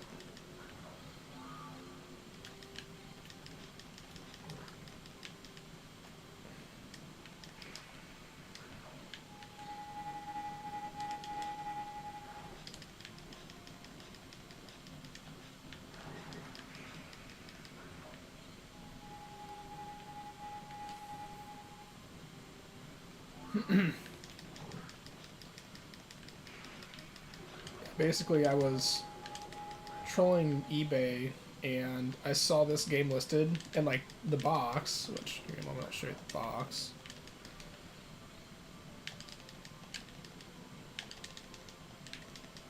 Ah, bees.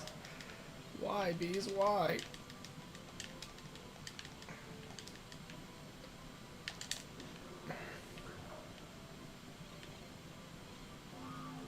Like,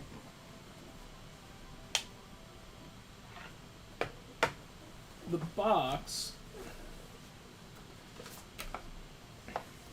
looks like this. There it is. That was in frame. So you got like the anime characters, the title, and oh, it's RPG. And I was like, oh, that's interesting. And it, you know, the requirements are like, oh, 200 megahertz Pentium, an early 3D accelerator, and I'm like, that's right up my alley for what I've been looking for this Pentium 3. Like, now granted, it can run a lot nicer CPU stuff, but then we talked before about, like, the GPU that's in here is basically like a generation older than the CPU and memory. So as far as like what games are going to play nice, that feels like that's about the sweet spot. And I'm always digging, like, trying to find JRPGs on the PC, because that's not a super often thing to find. So I did a quick Wikipedia search, and I saw it was a top-down dungeon crawl, and I was like, oh, I'm sold. Like, yeah. And seeing, like, that it was from T&E Soft, because, like, the front cover doesn't mention T&E at all. They're mentioned on the back. And me knowing, like, I've got some MSX stuff from them, and knowing, like, oh yeah, those guys are involved with publishing Japanese computer RPGs. So, like, I have a feel of what I'm going to get into. It's just no-brainer. So I was like, yeah, I'll spend the money and get it. And, like, that was, I think that was about the only copy I saw on eBay for this. Not a lot going around about this game. At least on PC.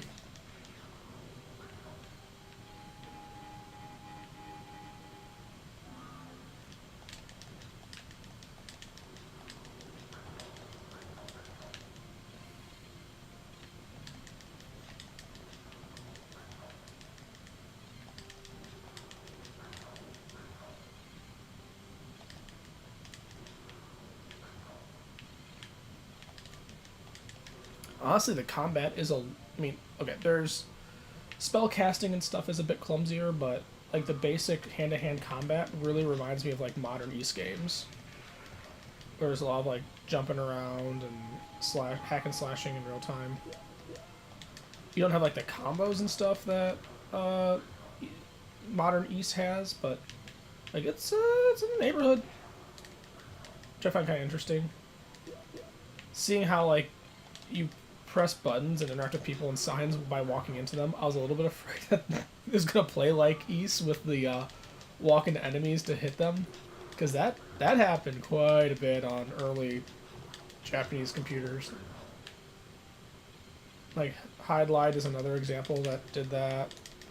No, this is a famous one, but I think I remember playing a couple other just rando ones that did that. I want to say Dragon Slayer might have. I wonder what other PS4 ports are. I mean, yeah, like we know that Metal Gear Solid has a PC port, right? Final Fantasy VII does.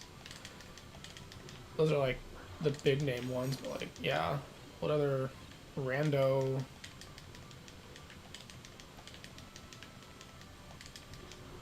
Because like Windows PCs in the early mid 90s were the predominant computing platform in Japan, so if there's going to be a home computer conversion of something that's going to run on Windows, if they're doing it for the Japanese market, maybe translate it, maybe localize.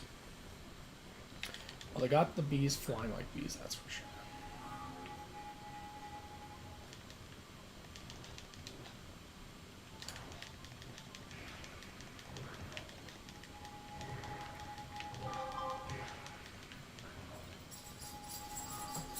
Oh god, my phone padoink-a-doink, but I'm killing bears.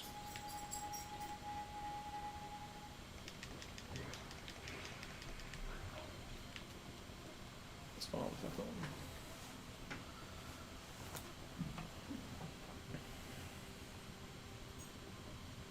No, I'm just getting your Discord message really late. Yeah, Destruction Derby has a PC port. I remember seeing that on Phil's Computer Lab. Yeah, that's right.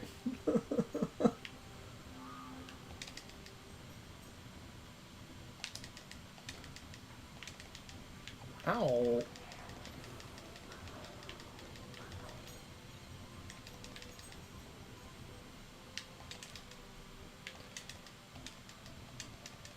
This guy's swatting at these guys. Ah, good job, Pumpkin.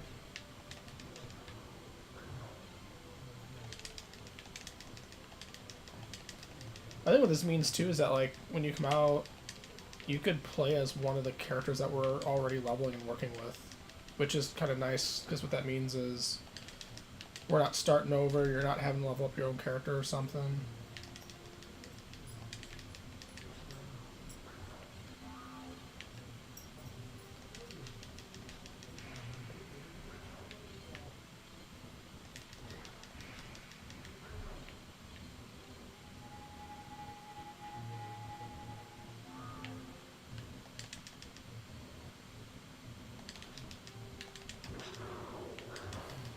Right.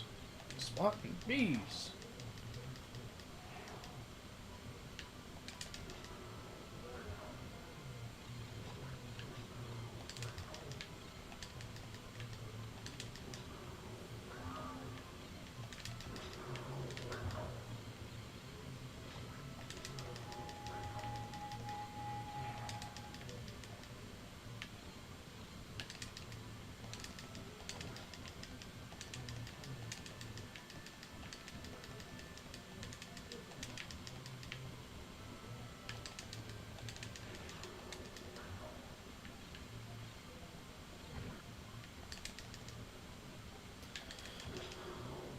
Must be sure a lot of fun to fight.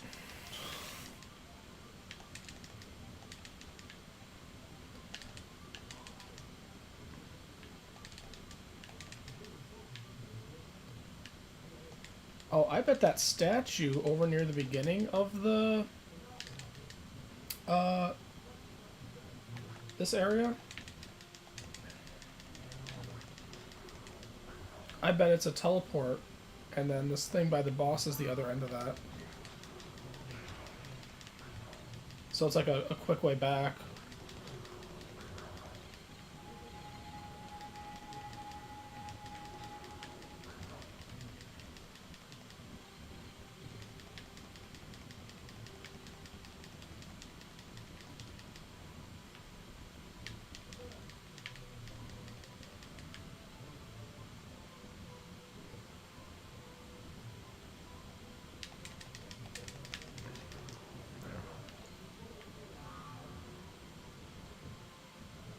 I'm getting a little tired of fighting bees.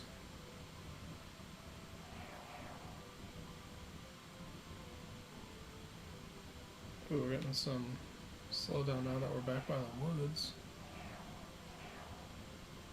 Okay, so we got Final Fantasy VIII. I guess I'm not surprised YouTube has emojis. That's a very, ugh, I'm not going back across that bridge. Ugh. How distasteful.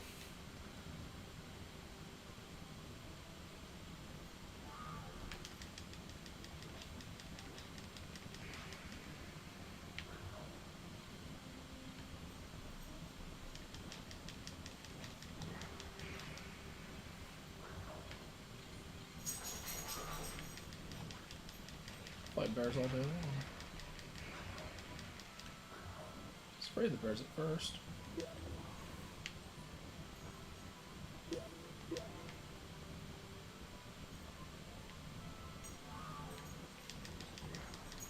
Rather fight bears than fight bees.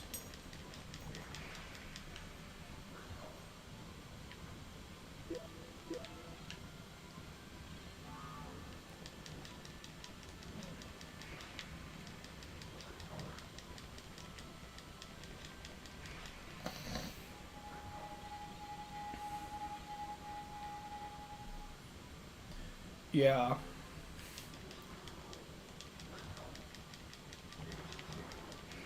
I think the one I got it was still, the sticker was still sealed on it and everything. We got the full box and all that. That was 40, the one I got.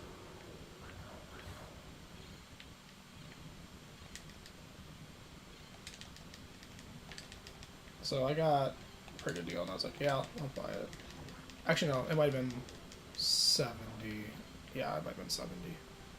Still less than 100. But that was one of those cases where it's like, I'll pay for it because it looks cool enough that I do want to try it.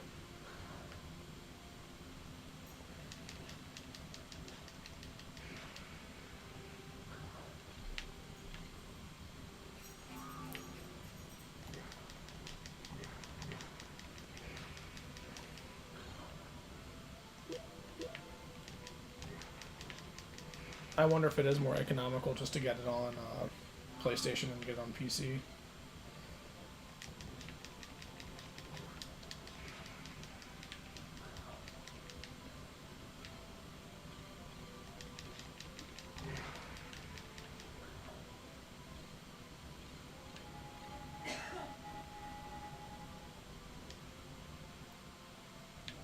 Oh yeah?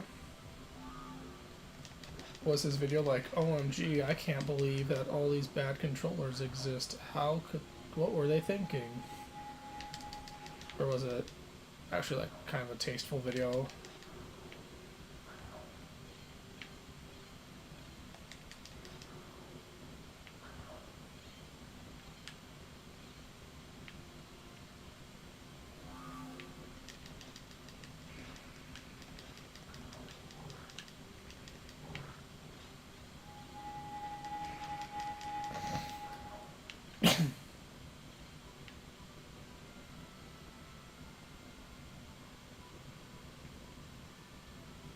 Okay, I'm glad that he was able to provide a fun video. Like, especially with a lot of hardware, it's really easy just to kind of point and laugh at it. Especially like, I mean, yeah, the dual strike looks weird, and the Fragmaster kind of does too. They were both trying to solve that weird problem of like, can we replace the mouse? Which, it, in general, really...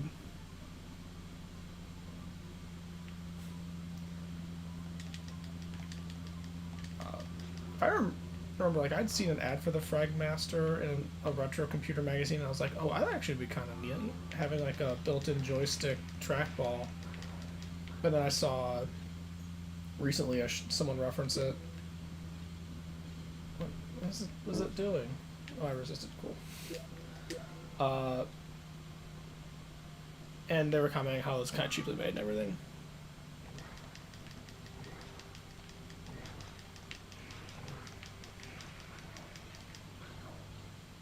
Oh, that's sad that that's the case.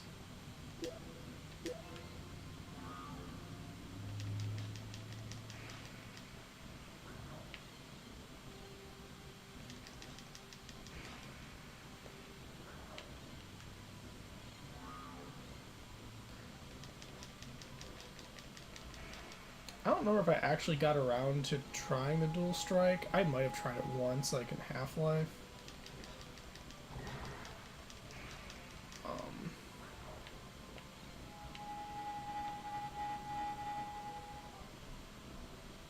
I remember it being its own little like it worked, but I remember it being its own little oddball thing because, right, like you're manipulating one of the halves of the controller as a virtual mouse, basically. And that just takes some mental adjustment. Well, I wonder if the dual strike shows up as just a USB HID device.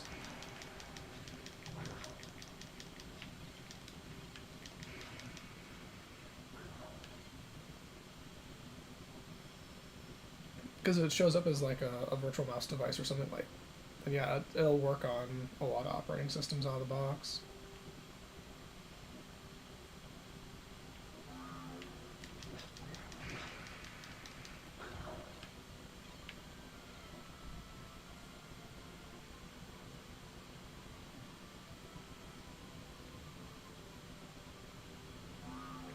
There's also the Strategic Commander, if you remember that. I had that for a hot minute. And that was a very weird feeling device. I feel like it was very much a kind of for RTSs, but I don't really play that many RTSs. So it ended up not quite falling in line with what I'd actually want to use on a PC. Megahertz mode? Is it supposed to be like more sensitive or something?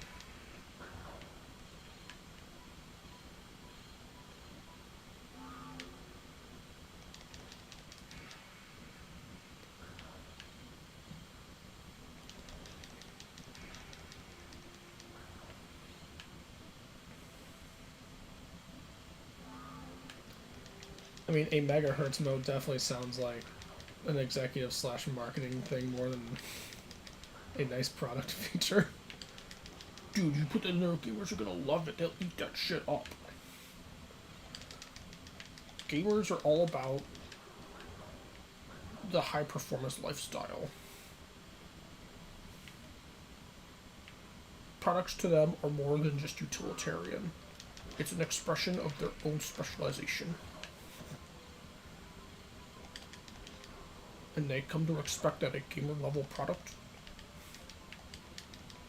provides them the precise tools they need for that edge in their high performance gaming and whatever other bullshit you can think of. Frames per second, Jesus Christ. That's some Mickey Mouse shit.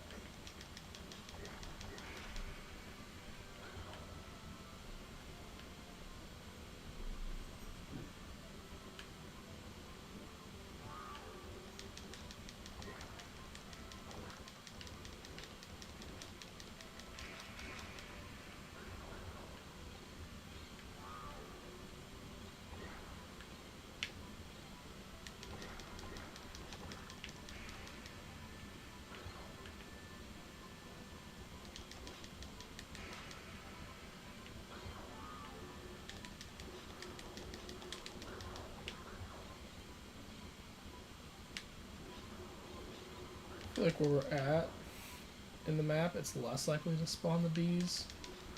You get a lot more fights with bears and lizardmen than bees.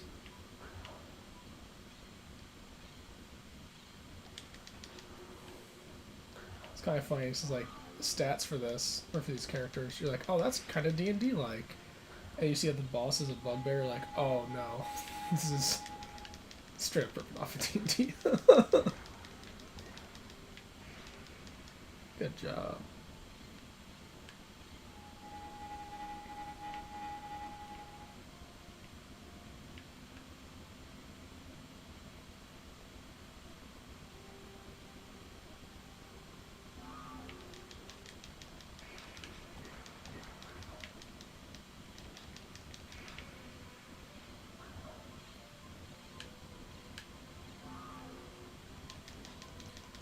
So I believe you can get money in this. If you get money, that implies me that there'll be a store that you can spend money in. I also saw where I think you put items up for auction or something in the manual.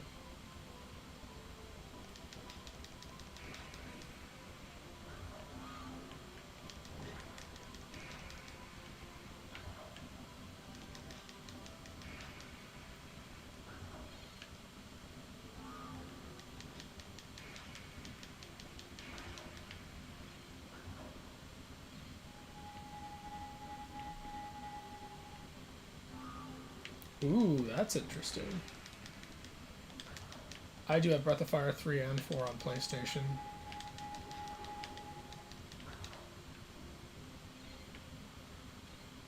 Yeah, now you have an avenue to go down to do some PC game shopping.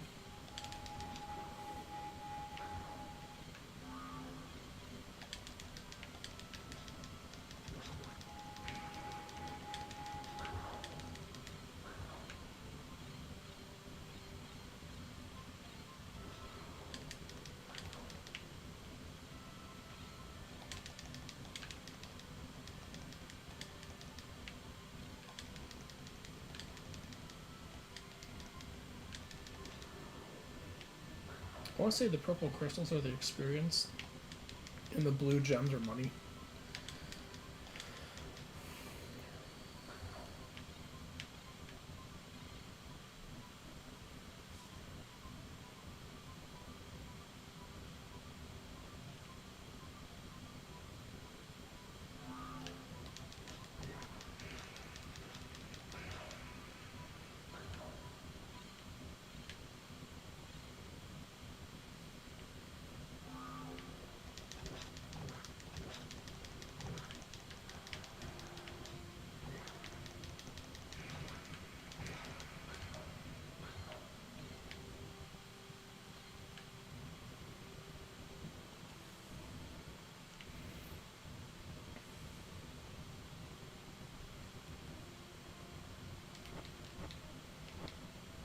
Hole 27.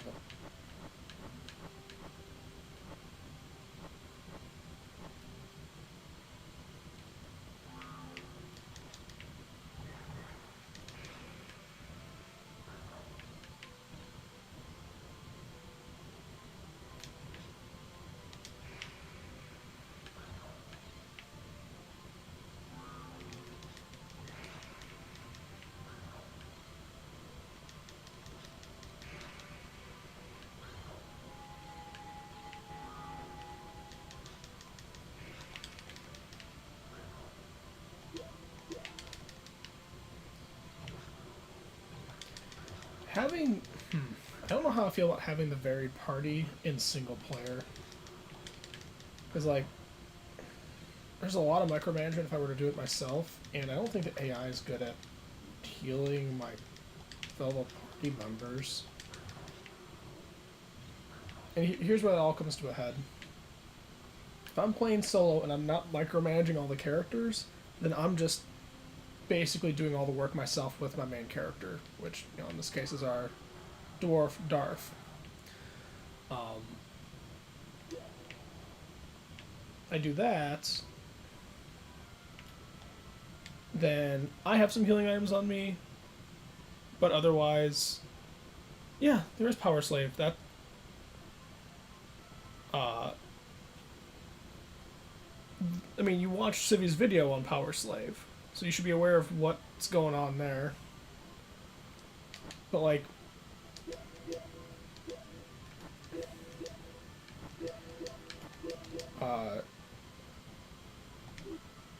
beyond just, yeah, I have to do everything myself, even out in the field, when you level, you heal. Which means as long as you're on the right part of that difficulty to experience curve, you're gonna probably heal up from killing stuff faster than they'll take you down. Like, there were a couple places where I needed to heal because I was pushing through, but you can pace yourself to where you basically don't ever have to heal because you're gonna level, it's gonna heal you all the way, then you'll be so strong that damage won't hit you much anymore. Which now means that through the rest of the dungeon crawl, assuming that you're playing well, you don't need your healer.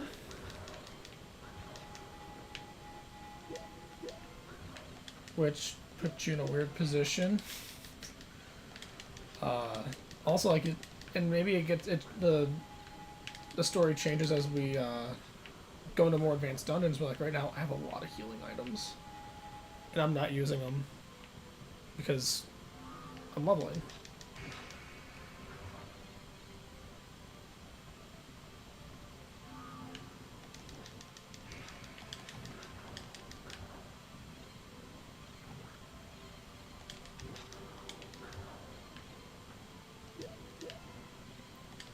You can look and see how many healing pins I have once I get rid of these Bees.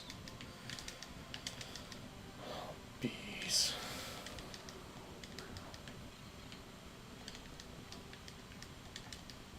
Like,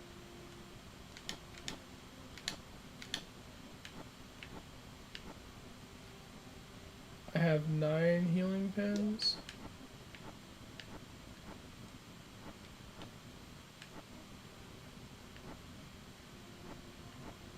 So I have 9 healing pins right now.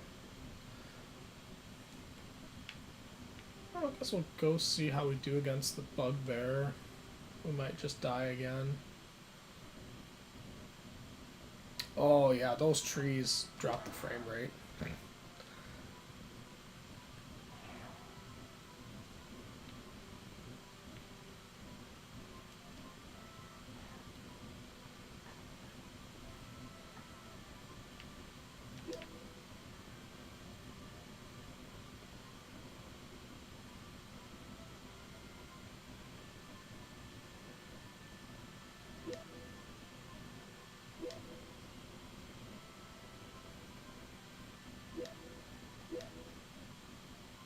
The Goblin of the Bears, a fierce villain in my sack, a special healing salve. He took that. Sorry, stolen by that monster in the sack. The salve, bring it back. What's left?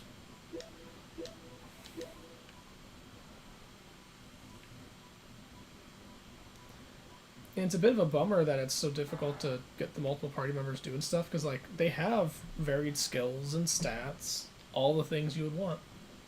And like I was actually thoughtful about how I did stat distribution, at least.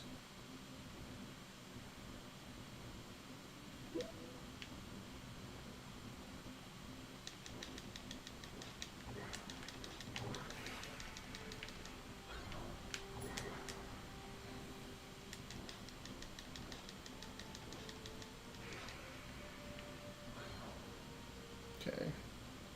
Let's hit this dingus.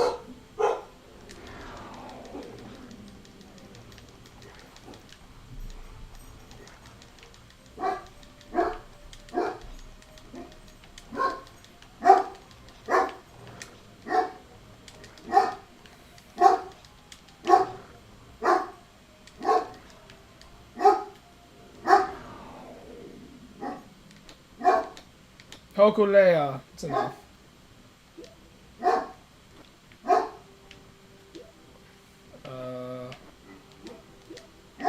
Okay.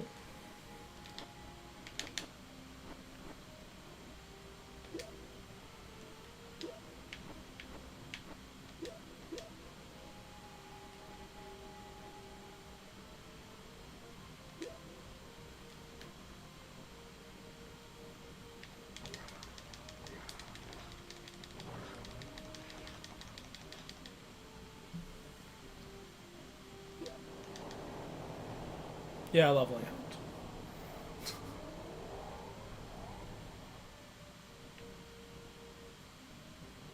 Cool.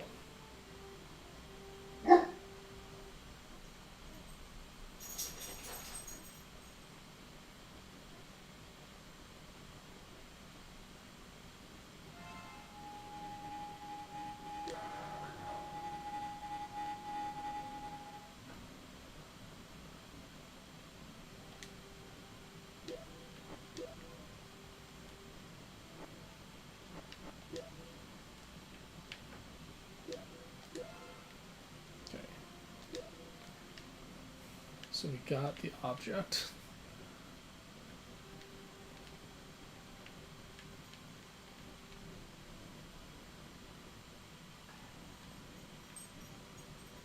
Really zoomed in compared to where we were previously. Not really sure how I can zoom back out.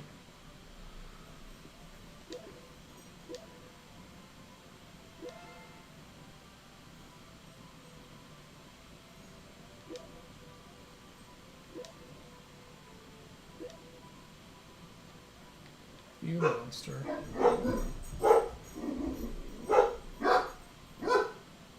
Oh, girls see something.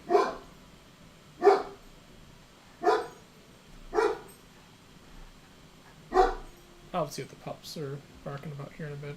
Maybe we have a delivery or something. We have a delivery or something? Something's going on outside. Oh, like across the street? I'm not sure. Hey, come on. Come on, then.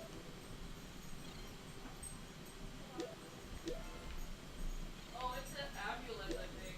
Oh, that's not good.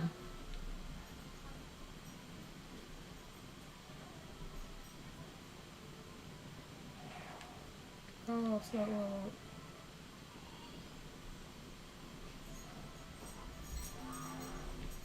Oh god, the base!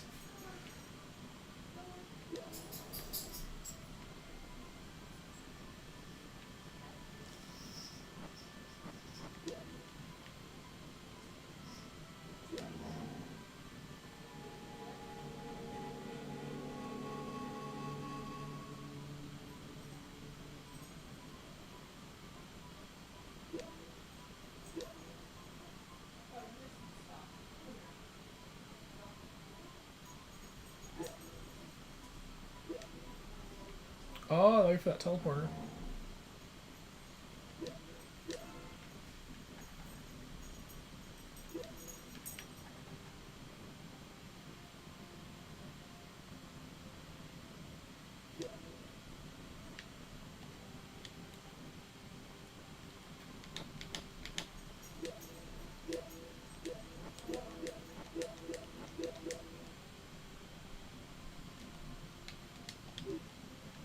Alright, I'm getting the hang of the controls for this.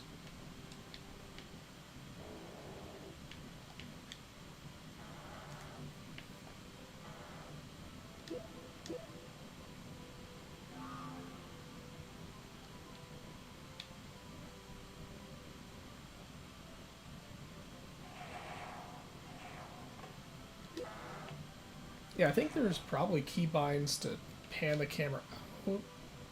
They just don't have a place on this controller right now.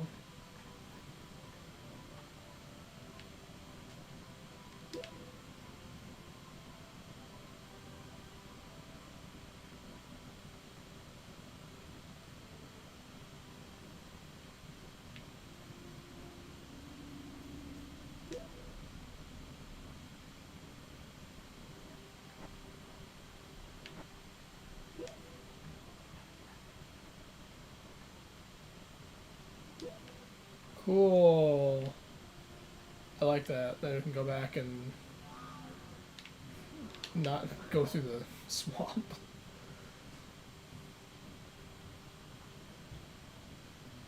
We can take our items back.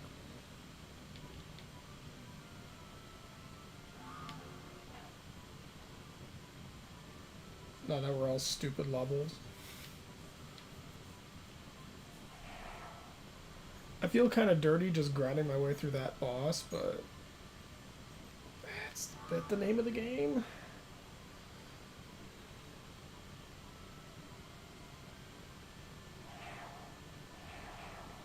I do feel like it would have been more interesting if I could have made smart use of my party members to solve it instead.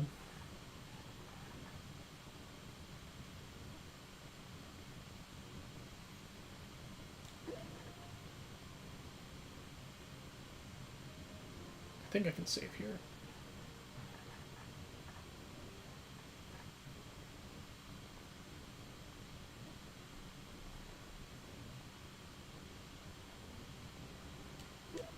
That's not what I wanted.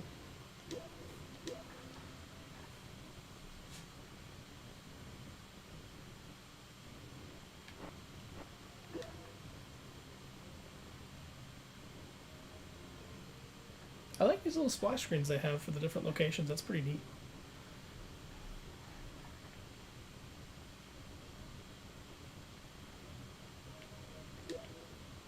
Let's see if I can just save it here or not. Yeah, I can. Neat.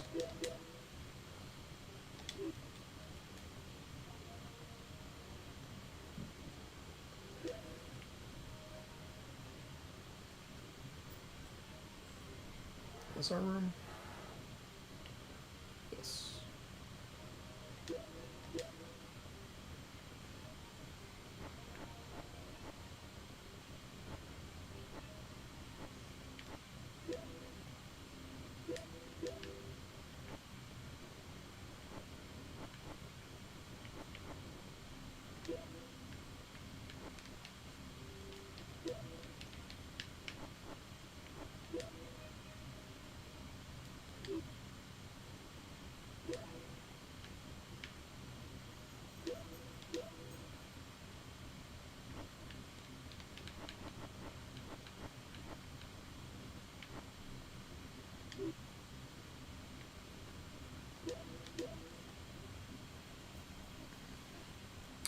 I don't exactly know.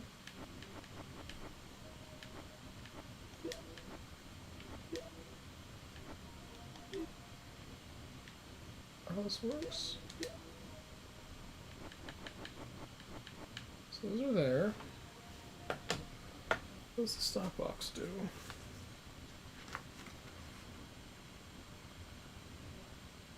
$16. I thought this is where I could like swap items around.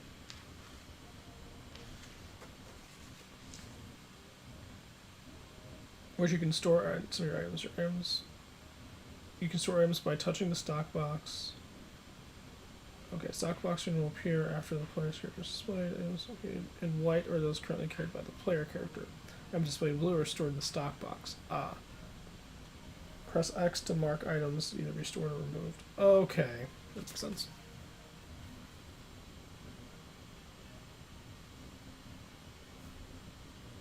Great. We beat the boss, and we took a warp that we activated back to the beginning of near the beginning level. Walked out, went back to the end. Now I am storing items that I picked up. What I've learned is that the way this interface here works is when you go up to the treasure chest where you can store stuff, you mark them as blue, and now they're in the box. And that's just kind of how that works. So it's still kind of unintuitive. Okay, nothing for sneaker. Let's go to Holy Hell.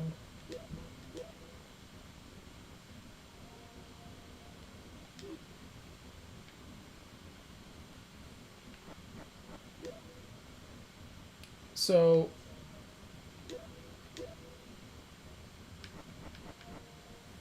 what we found was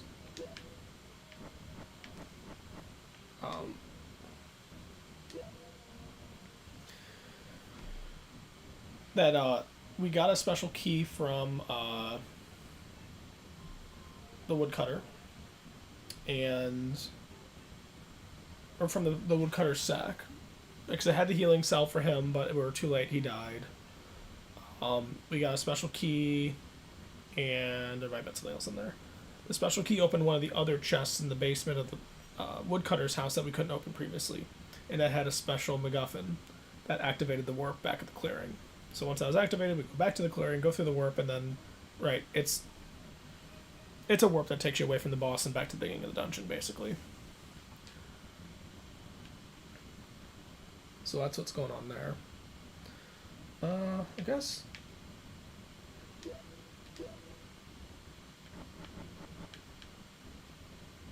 Oh, I don't like this. Okay.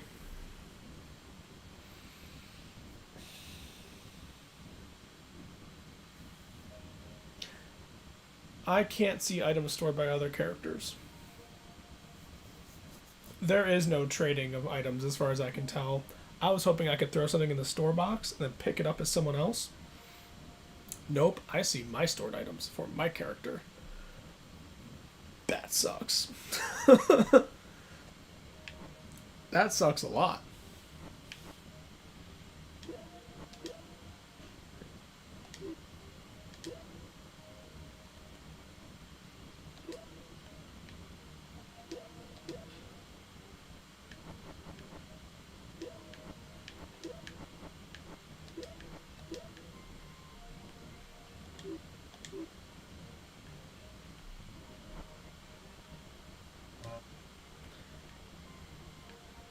I mean, I wonder if it's like a really weird attempt to keep you from buffing items onto weak characters. But also, like, I don't know why that would matter in a single player or in an offline game like this.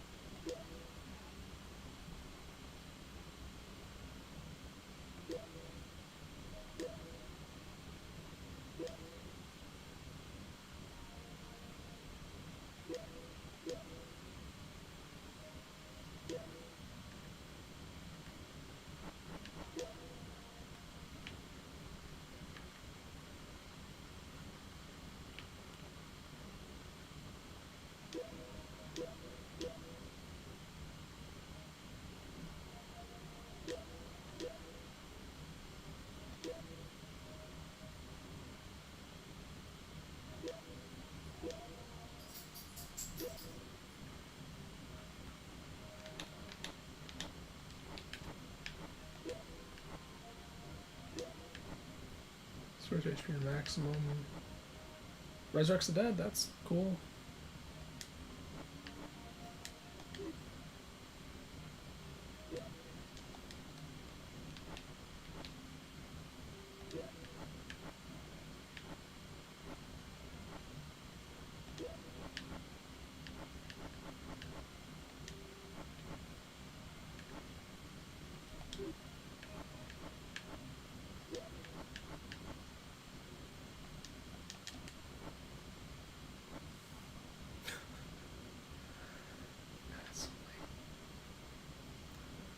Alright. I have a lot of healing potions.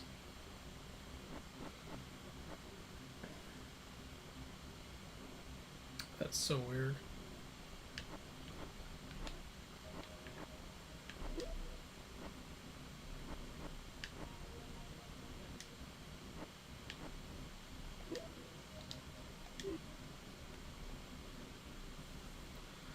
Alright, actually, hold on. Save the game. I think we got a good start, but I want to take a break from playing the video game. But there's potential here. So now that we've saved, I can hit F3. And that should let me go to quit program. And now we're back in Windows. You can see how the menus are kind of disjointed just from that little interaction, right? Like you have this one system menu that's like, oh, the characters and the inventory management and all that. And then there's a completely separate menu with a slightly different font just for doing the quit to Windows and the resolution changes and all the computer specific things. I'm curious, can I make an image from this or is it going to complain to me?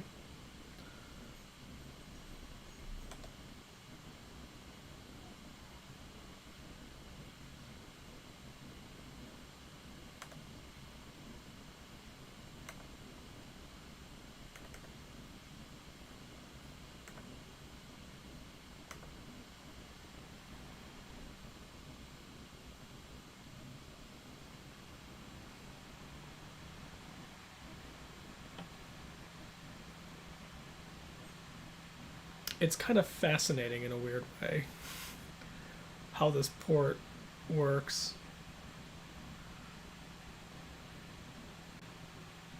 So if I recall in the past, trying to make images would sometimes blue screen an ME. I'm hoping that doesn't happen here, because it'd be convenient just to be like, there, I made the image.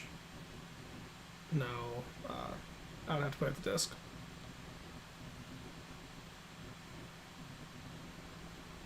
It'll also make it easy if you want to play it.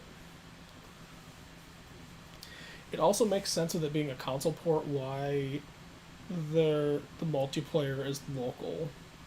Because the PlayStation version surely has no networking in it. So if you're going to add PC multiplayer, like, you wouldn't make an entire networking stack and make this whole thing work for just the... I'm not going to call it the bare minimum PC port, but like the minimum effort PC port. Because it does support different resolutions and it at least supports DirectX. And it goes as far as like trying to support any special 3D APIs. And joystick configuration is kind of rudimentary. But they went to the effort at all, and they got compiling in x86. So it's not nothing.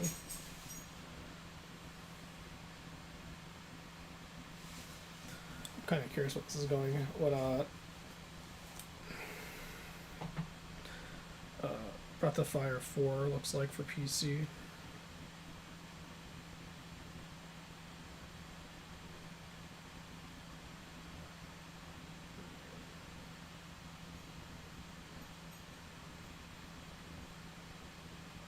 There's a UK for $60. You can get some, get a demo for $30.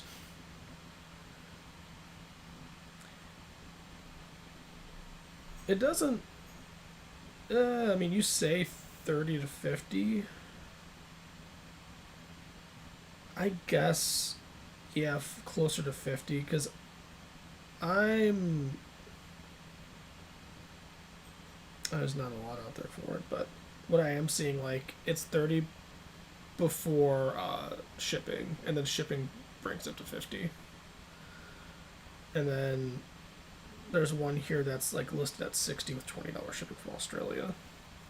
So like, it's not terribly cheap. Granted, I say that as somebody who paid. Actually, let me double check how much I paid for that.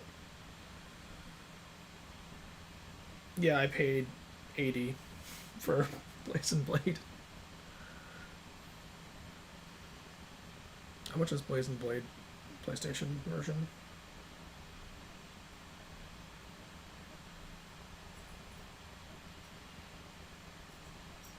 Oh, you can get 25, just the case, and Jewel. Yeah, I could have gotten that for less if I wanted. I did kind of impulse buy it.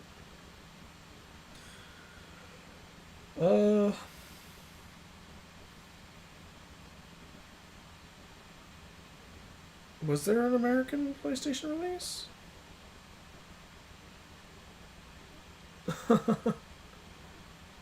Why is that all your SSDs that Frowny faced?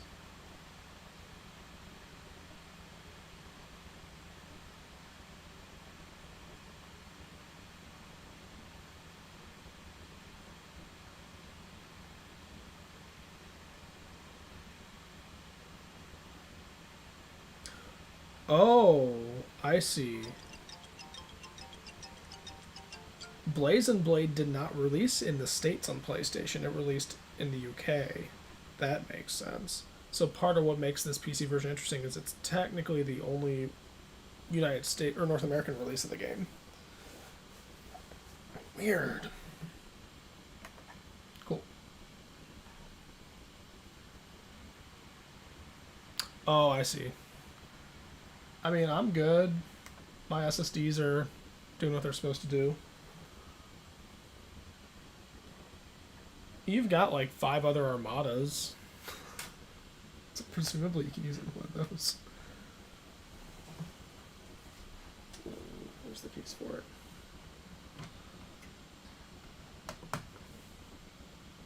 Come on. Case. Cool. So yeah, made an image of it, so if you want to fart with this, you can.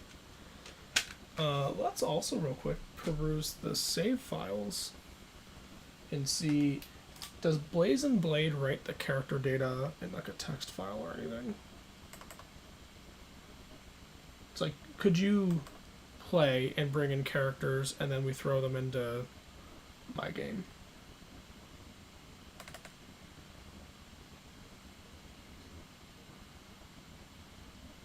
Blaze and Blade, here we are. Save.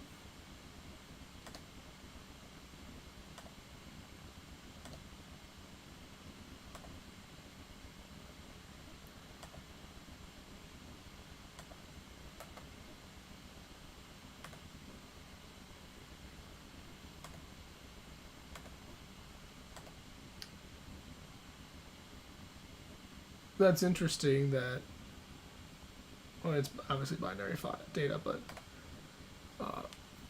there's some ASCII text in there for stuff. So yeah, that's binary. There's no, well, there's 7 there. So there is a file per character. So presumably, yes, you could bring your characters over and drop them in that directory, and I bet you they'd read. Which is fun. That'd be a cute way to do like a mutual game night thing. I have no idea what that would do for what dungeons you have available to you though. Oh well. Anyway, interesting game. I'll say I'm going to call this stream for now. Thanks for watching, Doc.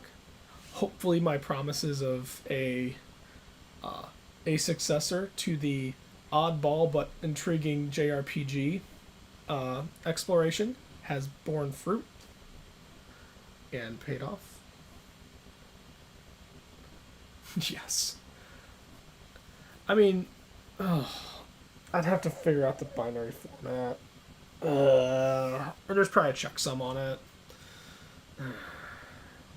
Maybe there's someone who's already like written an application for it. Oh. Anyway. Catch you on the flip side. Hey man, if you decide to kill some time, you could do that too. Just saying. Anyway, take care.